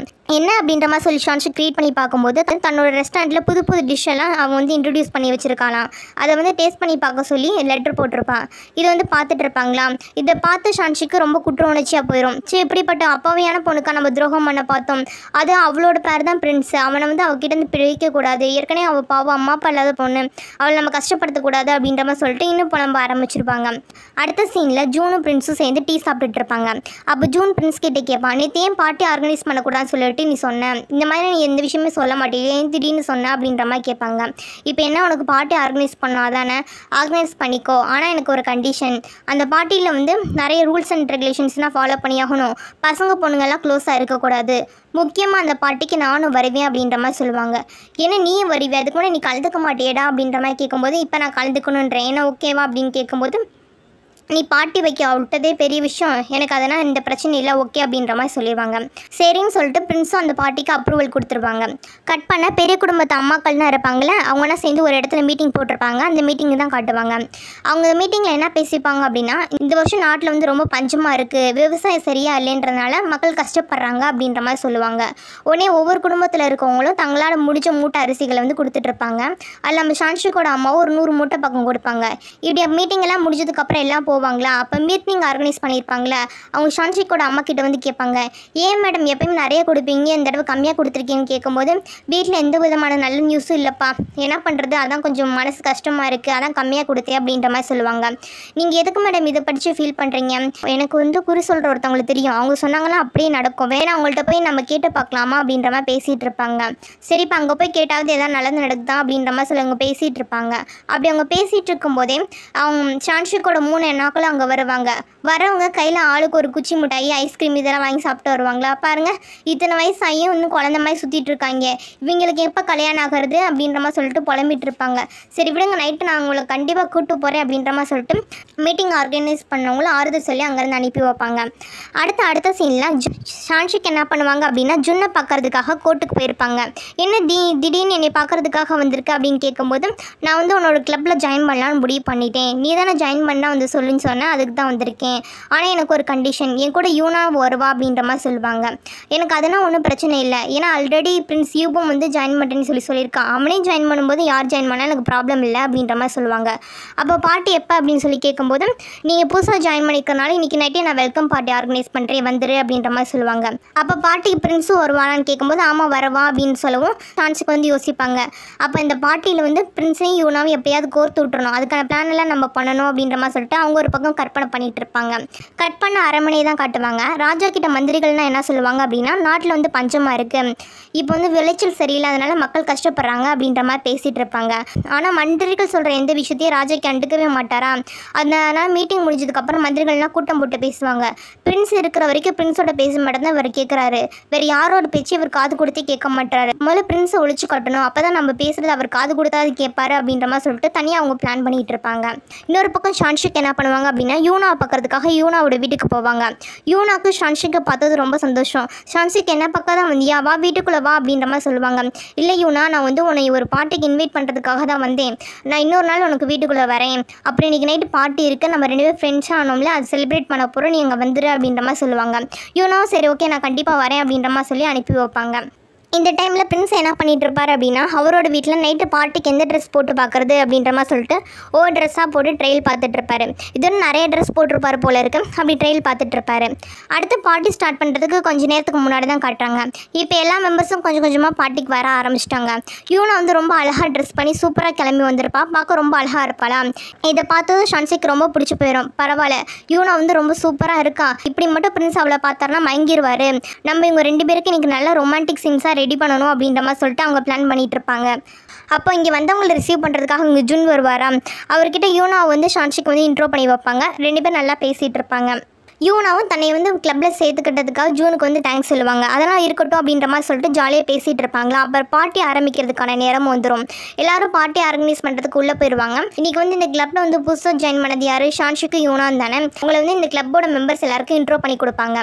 அப்புறம் வந்து பார்ட்டி வந்து ஸ்டார்ட் ஆக போகுது அப்படின்ற மாதிரி பேசிகிட்டு இருப்பாங்களா. அவங்க பேசிகிட்டு இருக்க இந்த டைம் பிரின்ஸ் யூபம் என்ன பண்ணுவார் அப்படின்னா, அழகாக நீட்டாக சூப்பராக ஒரு ட்ரெஸ் போட்டு ஹேண்ட்ஸமாக அங்கே நடந்து வந்துட்டு இருப்பாரு. இங்கே இருக்க எல்லாரும் பிரின்ஸை தான் பார்த்துட்டு இருப்பாங்க. ஷான்ஷிக்னா பிரின்ஸை பார்த்துட்டு அப்படியே அவரோட அழகில் மயங்கி கீழே விழுகிற மாதிரி போயிடுவாங்களா. ஜூன் தான் தாங்கி பிடிப்பான். ஜூன் இப்படி ஷான்ஷிக்கு தாங்கி பிடிக்கிறத பார்த்த பிரின்ஸுக்கு அப்படியே ஜெலஸ் ஆகிடும். முதல்ல அவன் மேலே இந்த கையெடு, அவள் கீழே விழுந்து அப்படி தான் நீ கையை பிடிச்சிட்டே இருக்கணுமா, இன்னும் எவ்வளோ நேரம் கையை பிடிச்சிட்டு இருக்க போகிறேன், முதல்ல கையேறான் அப்படின்ற மாதிரி சொல்லுவாங்க. இப்போ நான் என்னடா பண்ணிட்டேன், கீழே விழுக போன பிடிச்சது தப்பா அப்படின்ற மாதிரி வெங்கியப்பானா, தப்பு தான், நீ ஏன் தொடக்கூடாது, கையெடு அப்படின்ற மாதிரி சொல்லுவாங்க. அடுத்து பார்ட்டி போயிட்டுருக்கும். பார்ட்டியில் யாரோ ஒருத்தவங்க ஷான்ஷிக் கிட்ட பேச வந்தாலும் சரி, யாருமே ஷான்ஷிக் கிட்ட பேசக்கூடாது, எல்லாரும் 10 அடி தள்ளி தான் நிற்கணும். அது ஷான்ஷிக் கிட்ட வந்தீங்கன்னு வச்சுக்கோங்களேன், அப்படியே கொன்றுவேன் பார்த்துக்கோங்க, ஆனால் தள்ளி போங்கடா அப்படின்ற மாதிரி சொல்லிட்டு யாருமே ஷான்ஷிக் கிட்ட விட மாட்டாங்க. பக்கத்தில் நின்றுட்டு இருப்பாரு. இப்படியே வந்து பார்ட்டி வந்து ஸ்டார்ட் ஆகுது. ஷான்ஷிக் என்ன பண்ணுவாங்க அப்படின்னா எப்படியாவது யூனா வந்து பிரின்ஸ் கூட சேர்த்து வைக்கணும் அப்படின்னு சொல்லிட்டு தன்னோட ஃபஸ்ட்டு பிளானை வந்து இம்ப்ளிமெண்ட் பண்ணுவாங்க. தன்னோட ஃபஸ்ட்டு பிளான் என்ன அப்படின்னா யூனா வந்து ரொம்ப சமையல் சூப்பராக இருப்பாள், அதனால் வந்து அவள் ரொம்ப நல்லா சமைப்பா, அது மட்டும் இல்லாமல் ரொம்ப சூப்பராக ஒயின் மேக் பண்ணுவா அப்படின்ற மாதிரி சொல்லிட்டு யூனாவோட திறமையை பற்றி அங்கே இருக்கவங்கள்ட்ட புகழ்ந்து பேசிகிட்டு இருப்பாங்க. இதெல்லாம் வந்திருக்க நிறைய கெஸ்ட்டுகளுக்கு யூனா மேலே கொஞ்சம் இன்ட்ரெஸ்ட் வர ஆரம்பிக்கும். ஆனால் பிரின்ஸ் இதெல்லாம் கண்டுக்காமல் சைலண்ட்டாக இருப்பாரா. உடனே ஷான்ஷிக் என்ன பண்ணுவாங்க அப்படின்னா தன்னோட 2வது பிளானை எக்ஸிக்யூட் பண்ணுவாங்க. யூனா நல்லா சமைப்பான்னு சொல்லியிருப்பாங்களே, அவள் சமைச்சு கொண்டு வந்த டிஷ் எல்லாத்தையுமே அங்கே இருக்க எல்லாருக்குமே கொடுப்பாங்க. எல்லாரும் வாங்கி சாப்பிட்டு ரொம்ப சூப்பராக இருக்குது அப்படின்ற மாதிரி புகழ்ந்துட்டு இருப்பாங்க. இதை கேட்கும்போது யூனாக்கும் கொஞ்சம் சந்தோஷமாக இருக்குமா. ஆனால் பிரின்ஸ் மட்டும் அதை சுத்தமாக தொட்டு கூட பார்க்க மாட்டார்.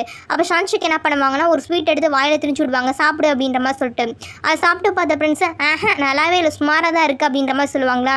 இதை கேட்டு யூனா அப்செட் ஆயிடுவாங்க. உடனே ஷான்ஷிக் என்ன பண்ணுவாங்கன்னா அவங்க வச்சு இந்த கூடையில் இருக்க எல்லா ஸ்வீட்டையும் தூக்கி பிரின்ஸோட வாயில் திணிச்சிட்டு இருப்பாங்க. சாப்பிடு சாப்பிடு, வாய் திறந்தால் தான் நீ ஏதாவது பேசுகிறேன், நீ வாய் தரப்பியா பாரு அப்படின்ற மாதிரி சொல்லிட்டு நல்லா திணிச்சிட்டு இருப்பாங்க. இதெல்லாம் ஜூன் பார்த்து சிரிச்சிட்டு இருப்பானா.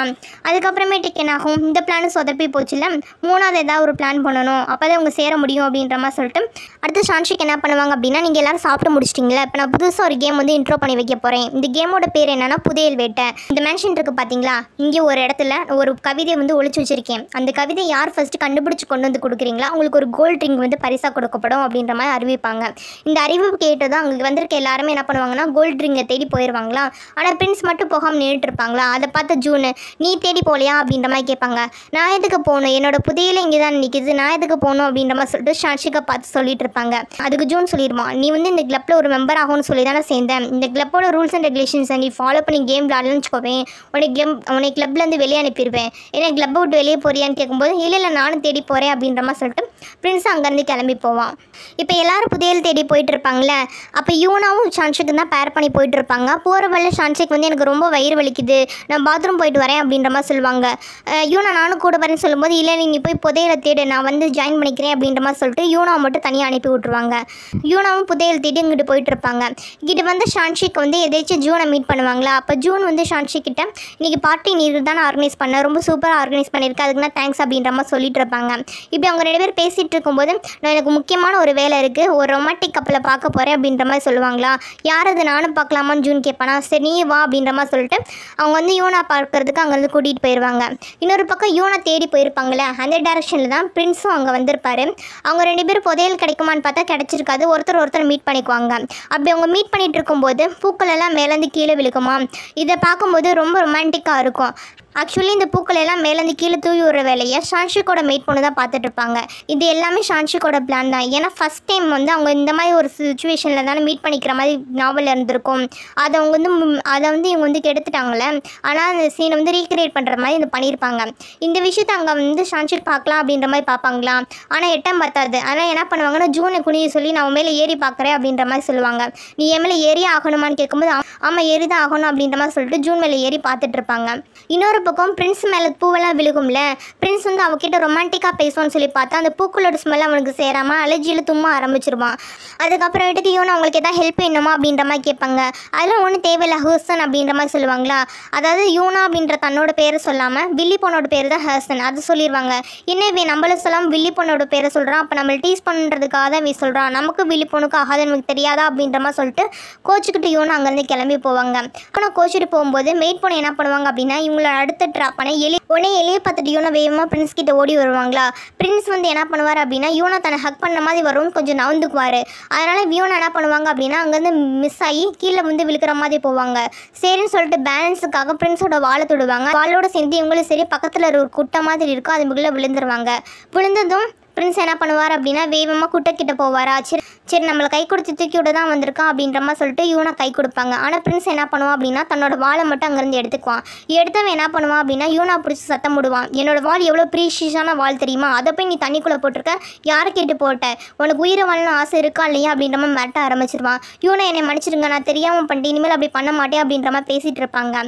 இப்போ ஜூன் மேலே ஏறி இவங்க 2 பேர் ரொம்ப ரொமான்டிக்காக இருப்பாங்க. அதை பார்க்கலான்னு பார்த்த ஷான்ஷிக்கு இவன் இப்படி வாழை வச்சு மிரட்டினதை பார்த்து ரொம்ப ஷாக் ஆயிரும். அந்த அதிர்ச்சியில் என்ன பண்ணுவாங்க அப்படின்னா ஜூன் மேலேருந்து அப்படியே கீழே விழுவாங்க. கீழே விழுகிற ஷான்ஷிக்கு ஜூன் தான் தாங்கி பிடிப்பான். அப்படியே அவங்க 2 பேருக்கும் ரொமான்டிக் சீன் போகிற மாதிரி காட்டுவாங்க. இப்படி இங்கெல்லாம் போயிட்டு இருக்கும்போது ஷான்ஷிக்கோட அம்மா வந்து இன்னைக்கு மீட்டிங் ஆர்கனைஸ் பண்ணாங்கல்ல, அவங்கள மீட் பண்ண போயிருப்பாங்க. அவங்க ஷான்ஷிக்கோட அம்மா வந்து ஒரு குறி சொல்லுவாங்க பார்த்தீங்களா, அவங்கள பார்க்குறதுக்காக கூட்டிகிட்டு போவாங்க. அவங்கக்கிட்ட போய் குறி கேட்கும்போது, உன் வீட்டில் வந்து 4 பசங்க இருக்காங்கம்மா, அவங்கள ஒருத்தவங்களுக்கு வந்து கூடிய சீக்கிரம் கல்யாணம் நடக்க போகுது, ஆனால் அது யார் நான் சொல்ல மாட்டேன் அப்படின்ற மாதிரி சொல்லுவாங்க. நீங்கள் நல்ல விஷயம் சொன்னதே சந்தோஷமா அப்படின்ற மாதிரி சொல்லிட்டு அவங்களும் சந்தோஷப்பட்டு கேட்டுட்டு இருப்பாங்க. ஆக்சுவலி இந்த குறி சொல்கிறாங்க பார்த்தீங்களா, அவங்களுக்கு குறி சொல்கிறது யார் அப்படின்னா மவுண்டைன் கார்டன் ஒரு சின்ன பையன் பார்த்தோம் பார்த்தீங்களா, அவன் தான் என்ன பண்ணுவான் அப்படின்னா இவங்களுக்கு இந்த விஷயத்தான் சொல்லுவாள். அவ சொல்லாதான் இவங்க இதெல்லாம் சொல்லிட்டு இருக்காங்க. ஏன்னா அவன் இப்போ தானே பிரின்ஸை பார்த்துருப்பான். பிரின்ஸ் வந்து ஷான்ஷிக் மேலே உயிரே வச்சிருக்கிறது தெரிஞ்சிருக்கும்ல. அவங்க வந்து ஷான்ஷிக்கை மனசில் வச்சுட்டு தான் உங்கள் வீட்டில் நல்லது நடக்கும் அப்படின்ற மாதிரி சொல்லியிருப்பாங்க. இவங்க நம்ம வீட்டில் ஏதோ ஒரு நல்லது நடந்தால் போதும் அப்படின்ற மாதிரி சொல்லிட்டு ரொம்ப நன்றி சொல்லிட்டு இங்கே வந்துடுவாங்க. அடுத்து பார்ட்டி நடக்கிற இடத்த தான் காட்டுறாங்க. இப்போ பார்ட்டி வந்து முடிவுக்கு வந்துருச்சுல, அதனால் ஷான்ஷிக் என்ன பண்ணுவாங்க அப்படின்னா எல்லாருக்கும் பார்ட்டிக்கு காக்டெயில் ரெடி பண்ணி கொடுப்பாங்க. எல்லோரும் சாப்பிட்டுட்டு இருப்பாங்க. அப்போ ஒரு ட்ரிங்கிங் கேம் வைப்பாங்க. அந்த கேம் வந்து எல்லோரும் விளையாண்டுட்டு இருப்பாங்க. இப்போ ரொம்ப நேரம் ஆனதாலும் எல்லோரும் டயர்டாயிருவாங்க. சரி ஓகே, இப்போ வந்து பார்ட்டி இதோட முடிச்சுக்கலாம் அப்படின்ற மாதிரி சொல்லிட்டு ஃபைனல் ஷாட்டாக எல்லாருக்கும் வந்து ஒரு ஸ்பெஷல் ட்ரிங்க் வந்து எல்லாருக்கும் ரெடி பண்ணிகிட்டு இருப்பாங்க. அப்படி அவங்க ரெடி பண்ணிகிட்டு இருக்கும்போது யாரும் எதிர்பாராத விதமாக அந்த இடத்துல திடீர்னு தீ பிடிக்க ஆரம்பிச்சிடும். இந்த தீ பிடிக்கும் அங்கே இருக்க எல்லோரும் என்ன பண்ணுவாங்க அப்படின்னா அங்கேருந்து கிளம்பி ஃபஸ்ட்டு தப்பிச்சா போதும் அப்படின்ற மாதிரி சொல்லிட்டு எல்லோரும் ஒரு பக்கம் ஓடிட்டு இருப்பாங்க. ஜூன் என்ன பண்ணுவான் அப்படின்னா தன் பக்கத்தில் யூனா தானே இருப்பா, யூனா காப்பாற்றி இங்கேருந்து கூட்டிகிட்டு போயிடுவான். ஆனால் ஷான்ஷிக் மட்டும் நெருப்புக்குள்ளே மாட்டிடுவாங்க. பிரின்ஸ் வெளியில் தான் இருப்பான். ஷான்ஷிக் நெருப்புக்குள்ளே மாட்டியிருக்கிறத பார்த்து பிரின்ஸ் வேகமாக போய் ஷான்ஷிக்கை வந்து அங்கேருந்து நெருப்பு படாமல் அவளை கவர் பண்ணி அங்கேருந்து தூக்கிட்டு வெளியில் வருவான். அவங்க 2 பேரும் அந்த நெருப்பு பிடிச்ச இடத்த விட்டு வெளியில் வருவாங்களா, அவங்க கரெக்டாக வெளியில் வரதுக்கும் அந்த இடத்துல வந்து ஃபயர் ஒர்க்னா அவங்க பார்க்கலாம் அப்படின்றதுக்கு செட் பண்ணி வச்சுருப்பாங்க. அது வெடிக்கிறதுக்கும் கரெக்டாக இருக்கும். அப்படி அவங்க ஃபயர் ஒர்க்னா பார்த்துட்டு இருக்கும்போது இந்த இடமே பார்க்கறதுக்கு ஒரு கொஞ்சம் ரொமான்டிக்கான இடம் மாதிரி இருக்குமா, நல்லவேளை அவன் யாருக்கும் காயம் பண்ணல அப்படின்ற மாதிரி சொல்லிட்டு பிரின்ஸும் ஷான்ஷிக்கை பேசிகிட்டு இருப்பாங்க. அப்போ ஷான்ஷிக்கு பிரின்ஸாக பார்க்கும்போது பார்க்க எவ்வளோ அழகாக இருக்கா, நமக்காக எவ்வளோ ரிஸ்க் எடுக்கிறான், இந்த பையனை நம்ம விட்டால் லவ் பண்ணிடுவோம் போல இருக்கே, ஆனால் இவன் இன்னொருத்தியோட ஆள், நம்ம இவனை லவ் பண்ணிட்டா என்ன பண்ணுறது அப்படின்ற மாதிரி சொல்லி பார்த்துட்டு இருப்பான். அந்த டைம் பிரின்ஸ் என்ன பண்ணுவாங்க அப்படின்னா நம்ம கூடி சீக்கிரம் மேரேஜ் பண்ணிக்கலாம், ஏன்னா இதுக்கு மேலே நம்ம டைம் வேஸ்ட் பண்ணலாம் அப்படின்ற மாதிரி சொல்லி ப்ரொப்போஸ் பண்ணுவான். அதுக்கு ஷான்ஷிக் என்ன சொல்கிறதுன்னு தெரியாமல் பார்த்துட்டு இருப்பாங்க. ஏன்னா இப்போ ஷான்ஷிக்கும் பிரின்ஸை வந்து லவ் பண்ண ஸ்டார்ட் பண்ணிட்டாங்க. அப்படிங்களா, நெருப்பு பிடிக்கிறதுக்கு 2 மணி நேரத்துக்கு முன்னாடி என்ன நினச்சுன்னு தான் காட்டுறாங்க. ஷான்ஷிக் என்ன பண்ணுறாங்க அப்படின்னா எல்லாருக்கும் ட்ரிங்க்ஸ் ஊற்றி கொடுப்பாங்க. அப்புறம் டான்ஸ் ஆடிட்டு பாட்டு என்ஜாய் பண்ணிட்டு இருப்பாங்களா. ஷான்ஷிக் இந்த மாதிரி வித்தியாசமாக நடந்துக்கிறதுக்கெல்லாம் காரணம் என்னென்னா இந்த மாதிரி தான் நடந்துக்கிட்டால் பிரின்ஸ் வந்து தன்னை பிடிக்காதுன்னு சொல்லிட்டு மேரேஜை வந்து கேன்சல் பண்ணிடுவார் அப்படின்றதுக்காக இந்த மாதிரி நடந்துகிட்டு இருப்பாங்க. ஆனால் அதுக்கு பதிலாக பிரின்ஸ் இதெல்லாம் என்ஜாய் பண்ணி தான் பார்த்துட்டு இருப்பாங்க.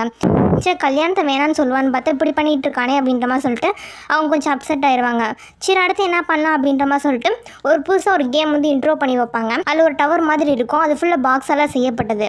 அந்த ஒவ்வொரு பாக்ஸ்குள்ளேயே ஏதாவது ஒரு கொஸ்டின் இருக்கும், அந்த கொஸ்டினுக்கு வந்து பதில் சொல்லணும் அப்படின்ற மாதிரி தான் சொல்லியிருப்பாங்க. ஆக்சுவலி இந்த பாக்ஸ் இருக்க டவரை ஷான்ஷிக் அவங்க கையால் பண்ணியிருப்பாங்க, அவங்க மேடு ஹெல்ப் பண்ணியிருப்பாங்க. உள்ள கொஸ்டினாக எழுதியிருப்பாங்க பார்த்தீங்களா, அது எல்லாமே ஷான்ஷிக் தானாக க்ரியேட் பண்ணியிருந்த கொஸ்டின் தான். இப்போ அந்த டவர் வச்சுட்டாங்க. இப்போ ரூல்ஸ் அண்ட் ரெகுலேஷன்ஸை சொல்கிறாங்க. இப்போ பாக்ஸ் இருக்குது பார்த்தீங்களா, அந்த டவர்லேருந்து ஒவ்வொருத்தவங்க ஒவ்வொரு பாக்ஸ் இருக்கணும். அந்த பாக்ஸில் எடுத்தவங்க அவங்க பக்கத்தில் இருக்கவங்களுக்கு அந்த பாக்ஸில் இருக்க கொஸ்டினை கேட்கணும். அதுக்கு அவங்க கரெக்டாக பதில் சொல்லிட்டாங்க அப்படின்னா குடிக்க தேவையில்லை. ஒருவேளை பதில் சொல்ல விரும்பலை அப்படின்னா அவங்க வந்து குடிக்கணும். அதுவும் இங்கே ஹெவியாக ப்ரிப்பேர் பண்ணி வச்சுருக்கோம் பார்த்தீங்களா, ரொம்ப ஸ்ட்ராங்கான ஒயின், இதை குடிக்கணும் அப்படின்ற மாதிரி சொல்லுவாங்க. அப்படி கேம் ஸ்டார்ட் ஆகுது. ஃபஸ்ட்டு அந்த பாக்ஸை யார் எடுக்கிறான்னு சொல்லி பார்த்தோம் அப்படின்னா யூனா தான் எடுக்கிறாங்க. யூனா எடுக்கும்போது அவங்க சீட்டில் என்ன எழுதிருக்கும் அப்படின்னா திடீர்னு உன்னோட லவர் வந்து ஒரு பூச்சியாக மாறிட்டு நீ என்ன பண்ணுவேன், அவனை காப்பாற்றிவியா இல்லை கொள்வியா அப்படின்ற மாதிரி எழுதியிருக்கும். யூனா பக்கத்தில் யார் இப்போ இருக்கா, பிரின்ஸ் தானே இருக்காங்க. பிரின்ஸ் தான் இந்த கொஸ்டினுக்கு பதில் சொல்லணும். பிரின்ஸ் கிட்ட பதில் சொல்லுங்கன்னு சொல்லி கேட்கும்போது பிரின்ஸ் வந்து எனக்கு இதெல்லாம் பதில் சொல்ல இஷ்டம் இல்லை, அது மட்டும் இல்லாமல் நான் எதுக்கு இந்த கேமில் பார்ட்டிசிபேட்னா பண்ணணும், நான் ஆன்சரும் சொல்ல மாட்டேன், நான் பனிஷ்மெண்ட்டாக குடிக்கவும் மாட்டேன் அப்படின்ற மாதிரி சொல்லுவாங்க.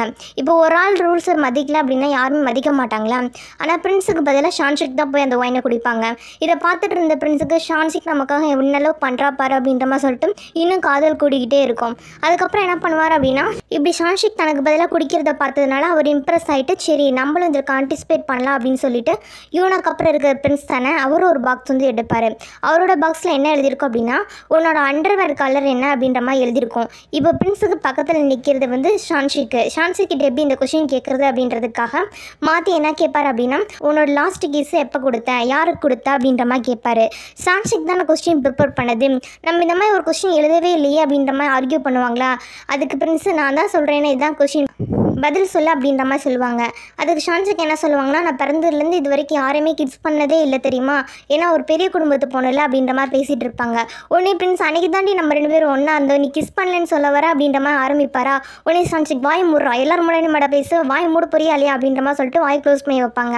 அது எல்லாத்தையும் ஜூன் பார்த்துட்டு இருப்பான். சரி உங்களுக்குள்ளே ஏதோ ட்ராக் ஓடுது போல இருக்குது அப்படின்ற மாதிரி சொல்லிட்டு அவன் எல்லாத்தையும் நோட் பண்ணிட்டு தான் இருப்பான். அப்படி இந்த டைம் ஷான்ஷிக்கோட அம்மா தான் காட்டுறாங்க. இப்போ தான் குறி கேட்டுட்டு வராங்க. அவங்க வந்து சந்தோஷமான விஷயம் சொன்னதால் ரொம்ப ஹாப்பியாக வீட்டுக்கு வந்துட்டு இருப்பாங்களா. பார்த்தா வாசலே உங்கள் 3 பசங்களும் ஓடி வருவாங்க. அம்மா ஒரு சந்தோஷமான செய்திமா அப்படின்ற மாதிரி சொல்லிட்டு என்னன்னு சொல்லி கேட்கும்போது, நம்ம வீட்டுக்கு வந்து ப்ரப்போஸ் பண்ணிட்டு ஒருத்தவங்க வந்திருக்காங்க, நம்ம தங்கச்சி பொண்ணு கிட்ட வந்திருக்காங்கம்மா அப்படின்ற மாதிரி சொல்லுவாங்க. இப்போ தான் நம்ம போய் குறி கேட்டு வந்தோம், அதுக்குள்ளே ப்ரப்போசல் வந்துருச்சு அப்படின்ற மாதிரி சொல்லிட்டு ஷான்ஷிக்கோட அம்மாவுக்கு ரொம்ப சந்தோஷமாக இருக்கும். அப்படியே கட் பண்ண இங்கே பார்ட்டியை தான் காட்டுறாங்க. பிரின்ஸ் என்ன பண்ணுவார் அப்படின்னா, எல்லா பேர் முன்னாடியும் நானும் ஷான்ஷிக்கும் காதலிக்கிறோம், கல்யாணம் பண்ணிக்க போகிறோம், கூடி சீக்கிரமே வந்து அஃபிஷியல் அனௌன்ஸ்மெண்ட் வரும் அப்படின்ற மாதிரி சொல்லுவாங்க. இந்த நியூஸு கேட்ட எல்லாருக்கும் ஷாக்கிங்காக இருக்கும். ஏன்னா இவங்க கல்யாணம் பண்ணிக்க போகிறாங்களா அப்படின்ற மாதிரி சொல்லிட்டு, ஏன்னா இந்த மாதிரி எக்ஸ்பெக்ட் பண்ணி நீங்கள் வந்திருக்க மாட்டாங்களே. இது கொஞ்சம் சர்ப்ரைஸாகவும் ஷாக்கிங்காகவும் இருக்கும், எல்லோரும் பார்த்துட்டு இருப்பாங்க. அப்போ திடீர்னு யூனா தனக்கு உடம்பு இல்லை அப்படின்ற மாதிரி சொல்லிட்டு தன் கையில் வச்சுருக்க கிளாஸை கீழே போட்டுருவா. உடனே என்னாச்சு அப்படின்ற மாதிரி கேட்கும்போது பக்கத்தில் போய் பார்த்தா தான் தெரியும், யூனாக்கு வந்து அலர்ஜி ஆகிருக்கும் போல இருக்குது. அது அவள் குடிச்சதில் வந்து பீச் கலந்துருக்கும். யூனாக்கு பீச்னா அலர்ஜி, அதனால் ரொம்ப அலர்ஜியாகி ரெட் கலர் ஸ்பாட்டாக வர ஆரம்பிச்சிடும். உடனே என்ன பண்ணுவாங்கன்னா, ஜூன் தான் பக்கத்தில் இருந்து பார்த்துட்டு நான் யூனாவை இங்கேருந்து கூப்பிட்டு போகிறேன் அப்படின்ற மாதிரி சொல்லிட்டு இருப்பாங்க. ஷான்ஷிக்கு யூனாக்கு இப்படி ஆயிடுச்சு அப்படின்ற மாதிரி சொல்லிட்டு பதட்டத்தில் வேகமாக ஓடி வருவாங்களாம். அப்படி அவங்க ஓடி வந்து பார்க்கும்போது தெரியாமல் கேண்டில் கீழே தள்ளி விட்டுருப்பாங்க. அந்த கேண்டில் பட்டதுனால தான் நெருப்பு பிடிச்சிருக்கும். அது மட்டும் இல்லாமல் சுற்றிலும் ட்ரிங்க்ஸ் ப்ரிப்பேர் பண்ணுற இடமாக தான் இருக்கும். ஆனால் ஆல்கஹால்னால தீ வந்து ரொம்ப ஓவராக பற்றி மேன்ஷன் ஃபுல்லாகவே எரிய ஆரம்பிச்சிருக்கும். இப்படி தான் அந்த இடத்துல வந்து நெருப்பு பிடிச்சிருக்கும். அந்த விஷயத்தை நம்ம இப்போ ரிவ்யூ பண்ணுறாங்க. அந்த நெருப்பு பிடிச்சதுக்கு அப்புறமேட்டுக்கு நம்ம ஏற்கனவே பார்த்த மாதிரி பிரின்ஸ் போய் ஷான்ஷிக் காப்பாற்றி கூட்டிகிட்டு வருவாங்க. யூனா வந்து ஜூன் ப்ரொடக்ட் பண்ணி இங்கேருந்து கூட்டிகிட்டு போவான். அதுக்கப்புறமேட்டுக்கு பிரின்ஸ் என்ன சொல்லுவார் அப்படின்னா, நம்ம 2 பேர் மேரேஜ் பண்ணிக்கலாம் அப்படின்னு சொல்லிட்டு ஃபயர் அவுட்ஸ்க்கு முன்னாடி வந்து சொல்லியிருப்பார். அதுக்கு ஷான்ஷிக் என்ன பதில் சொல்கிறது அப்படின்ற மாதிரி தெரியாமல் நின்றுருப்பாங்களே, அதெல்லாம் அதுக்கப்புறமேட்டு தான் நடந்திருக்கும். இப்போ பிரின்ஸ் என்ன பண்ணுவார் அப்படின்னா, சரி இப்போ வந்து உனக்கு இன்ட்ரெஸ்ட் சொல்ல இஷ்டம் இல்லை அப்படின்னா நம்ம வீட்டுக்கு போகலாம் அப்படின்ற மாதிரி சொல்லிட்டு வீட்டுக்கு கூட்டிகிட்டு போவாங்க. அடுத்து ஷான்ஷிக்கோட வீட்டில் தான் காட்டுறாங்க. ஷான்ஷிக் வீட்டுக்கு ப்ரப்போஸ் பண்ண வந்திருப்பாங்கள்ல, அவங்ககிட்ட ஷான்ஷிக்கோட அப்பா வந்து இந்த கல்யாணத்தில் எனக்கு இஷ்டம் இல்லை அப்படின்ற மாதிரி சொல்லுவாங்க. ஏன் ஒத்துக்க மாட்டீங்கன்னு கேட்கும்போது, அவள் இன்னும் கல்யாணத்துக்கு ரெடி ஆகலை, ரொம்ப சின்ன பொண்ணு, அதனால் கல்யாணம் பண்ணி கொடுக்க மாட்டேன் அப்படின்ற மாதிரி சொல்லுவாங்களா. அதுக்கு பிரின்ஸ் என்ன சொல்லுவார்னா, ஆல்ரெடி எனக்கு அவளுக்கு ஃபஸ்ட் நைட்டே முடிஞ்சிருச்சு, நீங்கள் இப்போ போய் இதெல்லாம் சொல்லிட்டு இருக்கீங்க அப்படின்ற மாதிரி சொல்லுவாங்க. இதெல்லாம் நான் நம்ப மாட்டேன், என்ன தான் நீங்கள் லவ் பண்ணுறேன்னு சொன்னாலும் இந்த விஷயத்தை நான் நம்ப மாட்டேன் அப்படின்ற மாதிரி அவங்க அப்பா சொல்லிட்டு இருப்பாங்க. ஆனால் இதை கேட்ட ஃபேமிலியில் இருக்க மற்ற எல்லோரும் ஷாக்காக இருப்பாங்க.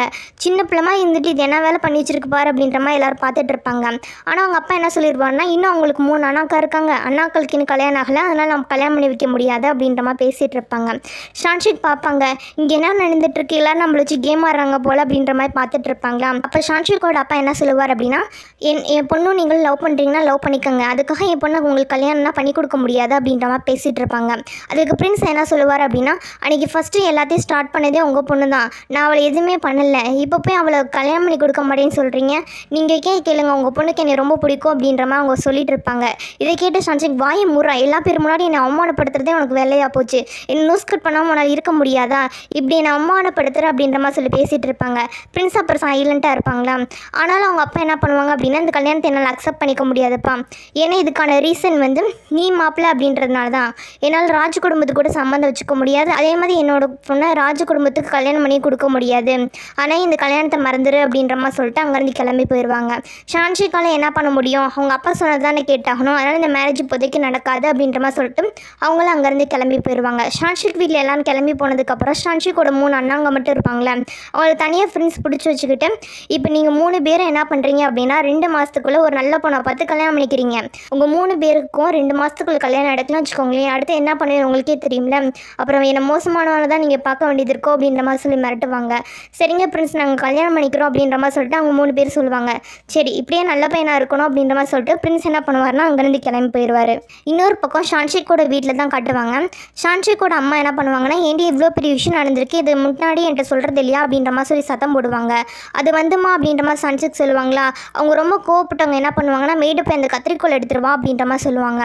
அப்போ ஷான்சிக்கு நினச்சி பார்ப்பாங்க, இந்த காலகட்டத்தில் தப்பு பண்ண போனவங்கன்னா என்ன பண்ணுவாங்க, முடியை வெட்டி நன்னா மாற்றிடுவாங்களே, அப்படி தான் தன்னை மாற்ற போகிறாங்க போல இருக்குது, நம்ம துறவியாக தான் போக போகிறோம் அப்படின்ற மாதிரி சொல்லி பார்த்துட்டு இருப்பாங்க. ஆனால் அவங்க அம்மா வந்தவங்க சும்மா சிம்பிளாக கட் பண்ணிவிட்டு, விரி இதுக்கு நான் எதுக்கு கோச்சுக்குவேன்னு சொல்கிறேன், பிரின்ஸ் பார்க்க எவ்வளோ அழகாக இருந்தா தெரியுமா, நல்ல பையனை தான் பிடிச்சிருக்கேன், நீ ரொம்ப காசு பணம் இருக்க நான் லவ் பண்ணியிருந்தா கூட நான் சந்தோஷப்பட்டிருக்க மாட்டேன், நீ ரொம்ப அழகான பையனை லவ் பண்ணியிருக்க, உன்னோட கல்யாணத்துக்கு நான் சப்போர்ட் தாண்டி பண்ணுவேன், என்னோட முழு சப்போர்ட் உனக்கு தான் அப்படின்ற மாதிரி சொல்லுவாங்க. ஷான்ஷிக் இந்த விஷயத்தை எதிர்பார்த்துருக்கவே மாட்டாங்க.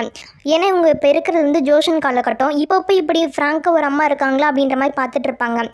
ஏம்மா இப்படி சொல்கிறீங்க அப்படின்னு கேட்கும்போது, ஆமாம் பணம் காசை வச்சு நீ என்ன பண்ண போகிற, பையன் அழகாக இருந்தால் தான் உனக்கு கோவம் வந்துச்சு அப்படின்னா அவன் முகத்தை பார்த்தா அவன் கோவம் குறையும், நீ ஹாப்பியாக இருக்க முடியும், மற்றபடி பணம் காசை வச்சு நீ என்ன பண்ண போகிற, அதெல்லாம் நம்மக்கிட்ட நிறையா இருக்குது, எனக்கு பிரின்ஸை ரொம்ப பிடிச்சிருக்குப்பா, உன் கல்யாணத்துக்கு நான் ஃபுல் சப்போர்ட் அப்படின்ற மாதிரி சொல்லிட்டு அம்மா வந்து ஃபுல் சப்போர்ட் ஷான்ஷிக்கு கொடுப்பாங்க.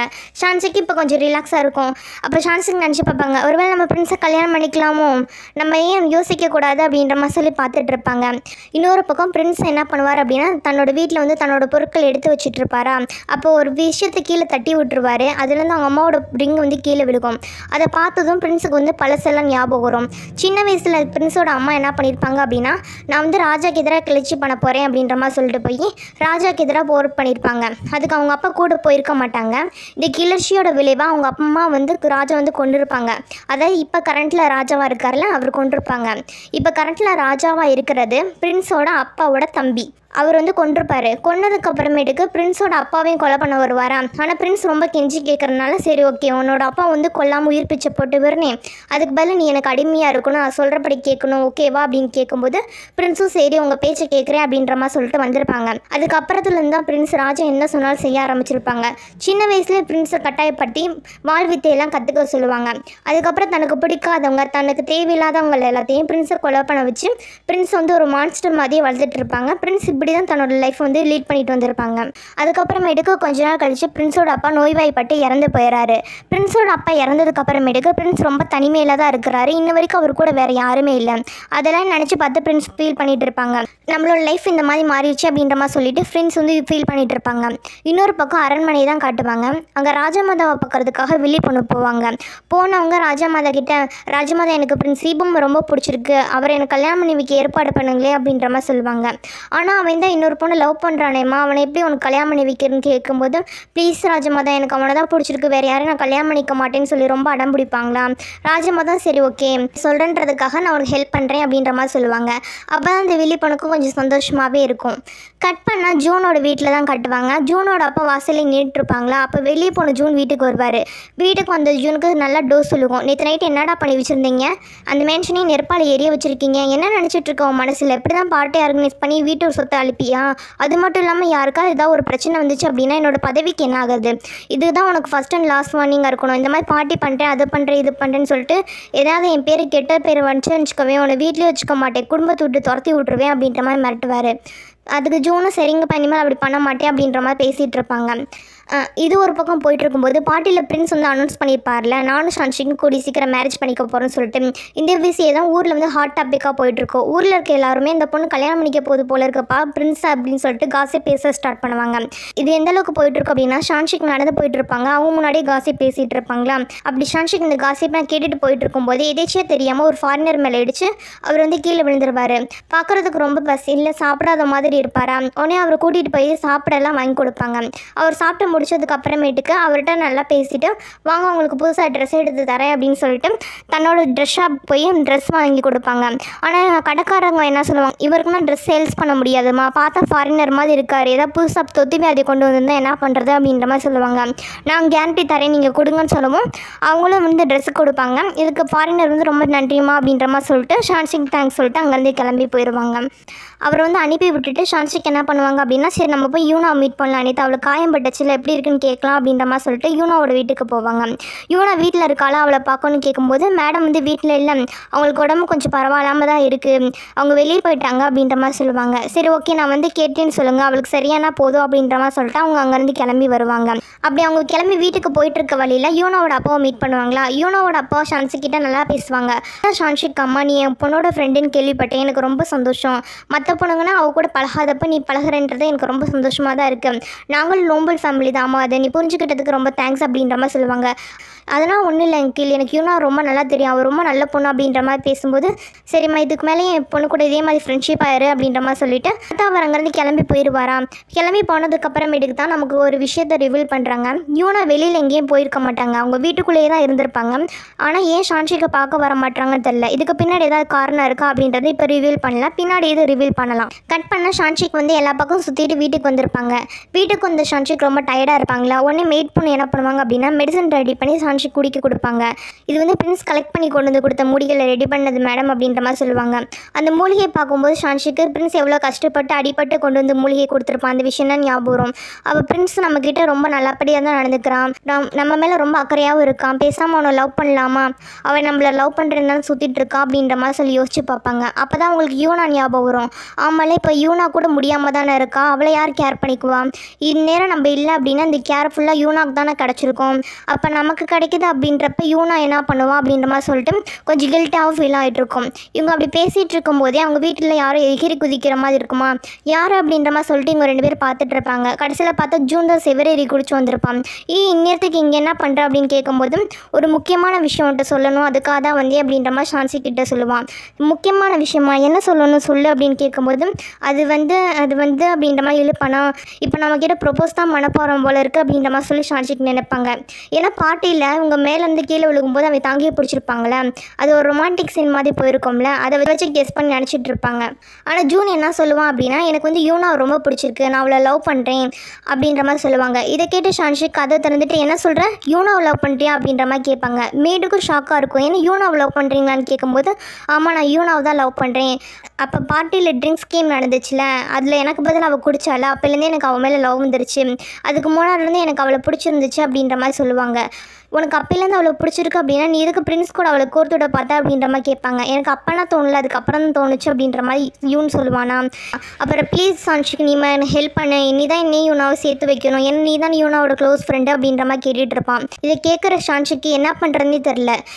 எனது ஸ்டோரி படி பார்த்தோம் அப்படின்னா ஹீரோக்கு அடுத்து செகண்ட் ஹீரோன்னு பார்த்தா ஜூன் தானே, ஜூனும் யூனாவை லவ் பண்ணுவா, இது நமக்கு தெரிஞ்ச விஷயம் தான். இப்போ வந்து நம்ம யாரை கூட யூனாவை சேர்த்து வைக்கிறது, ஜூன் கூட சேர்த்து வைக்கிறதா, பிரின்ஸ் கூட சேர்த்து வைக்கிறதா, நம்மள எப்படி கில்டியில் கொண்டு வந்து உட்கார வச்சிட்டாங்களே, இவனும் ரொம்ப நல்ல பையனாக இருக்கானே அப்படின்ற மாதிரி சொல்லிட்டு ஷான்ஷிக் யோசிச்சுட்டு இருப்பாங்க. ஜூன் ஷான்ஷிக் கிட்ட என்ன யோசிக்கிறேன், எனக்கு பதில் சொல்ல மாட்டேன் அப்படின்ற மாதிரி கேட்பானா. இல்லை எனக்கு கொஞ்சம் டைம் கொடு, நான் அப்புறம் சொல்கிறேன் அப்படின்ற மாதிரி சொல்லிட்டு ஷான்ஷிக் சொல்லுவாங்க. சரி ஓகே நான் வெயிட் பண்ணுறேன், நீ சொல்லு அப்படின்ற மாதிரி சொல்லிட்டு அவன் அங்கேருந்து கிளம்பி போயிடுவான். கட் பண்ணால் பிரின்ஸ் அவங்க அம்மாவை பார்க்குறதுக்காக அவங்களோட நினைவிடத்துக்கு வந்திருப்பான். நடந்த எல்லாத்தையும் நினச்சி பார்த்துருப்பானே, அதனால் ஃபீல் பண்ணி சாமி கும்பிட்டுருப்பானா.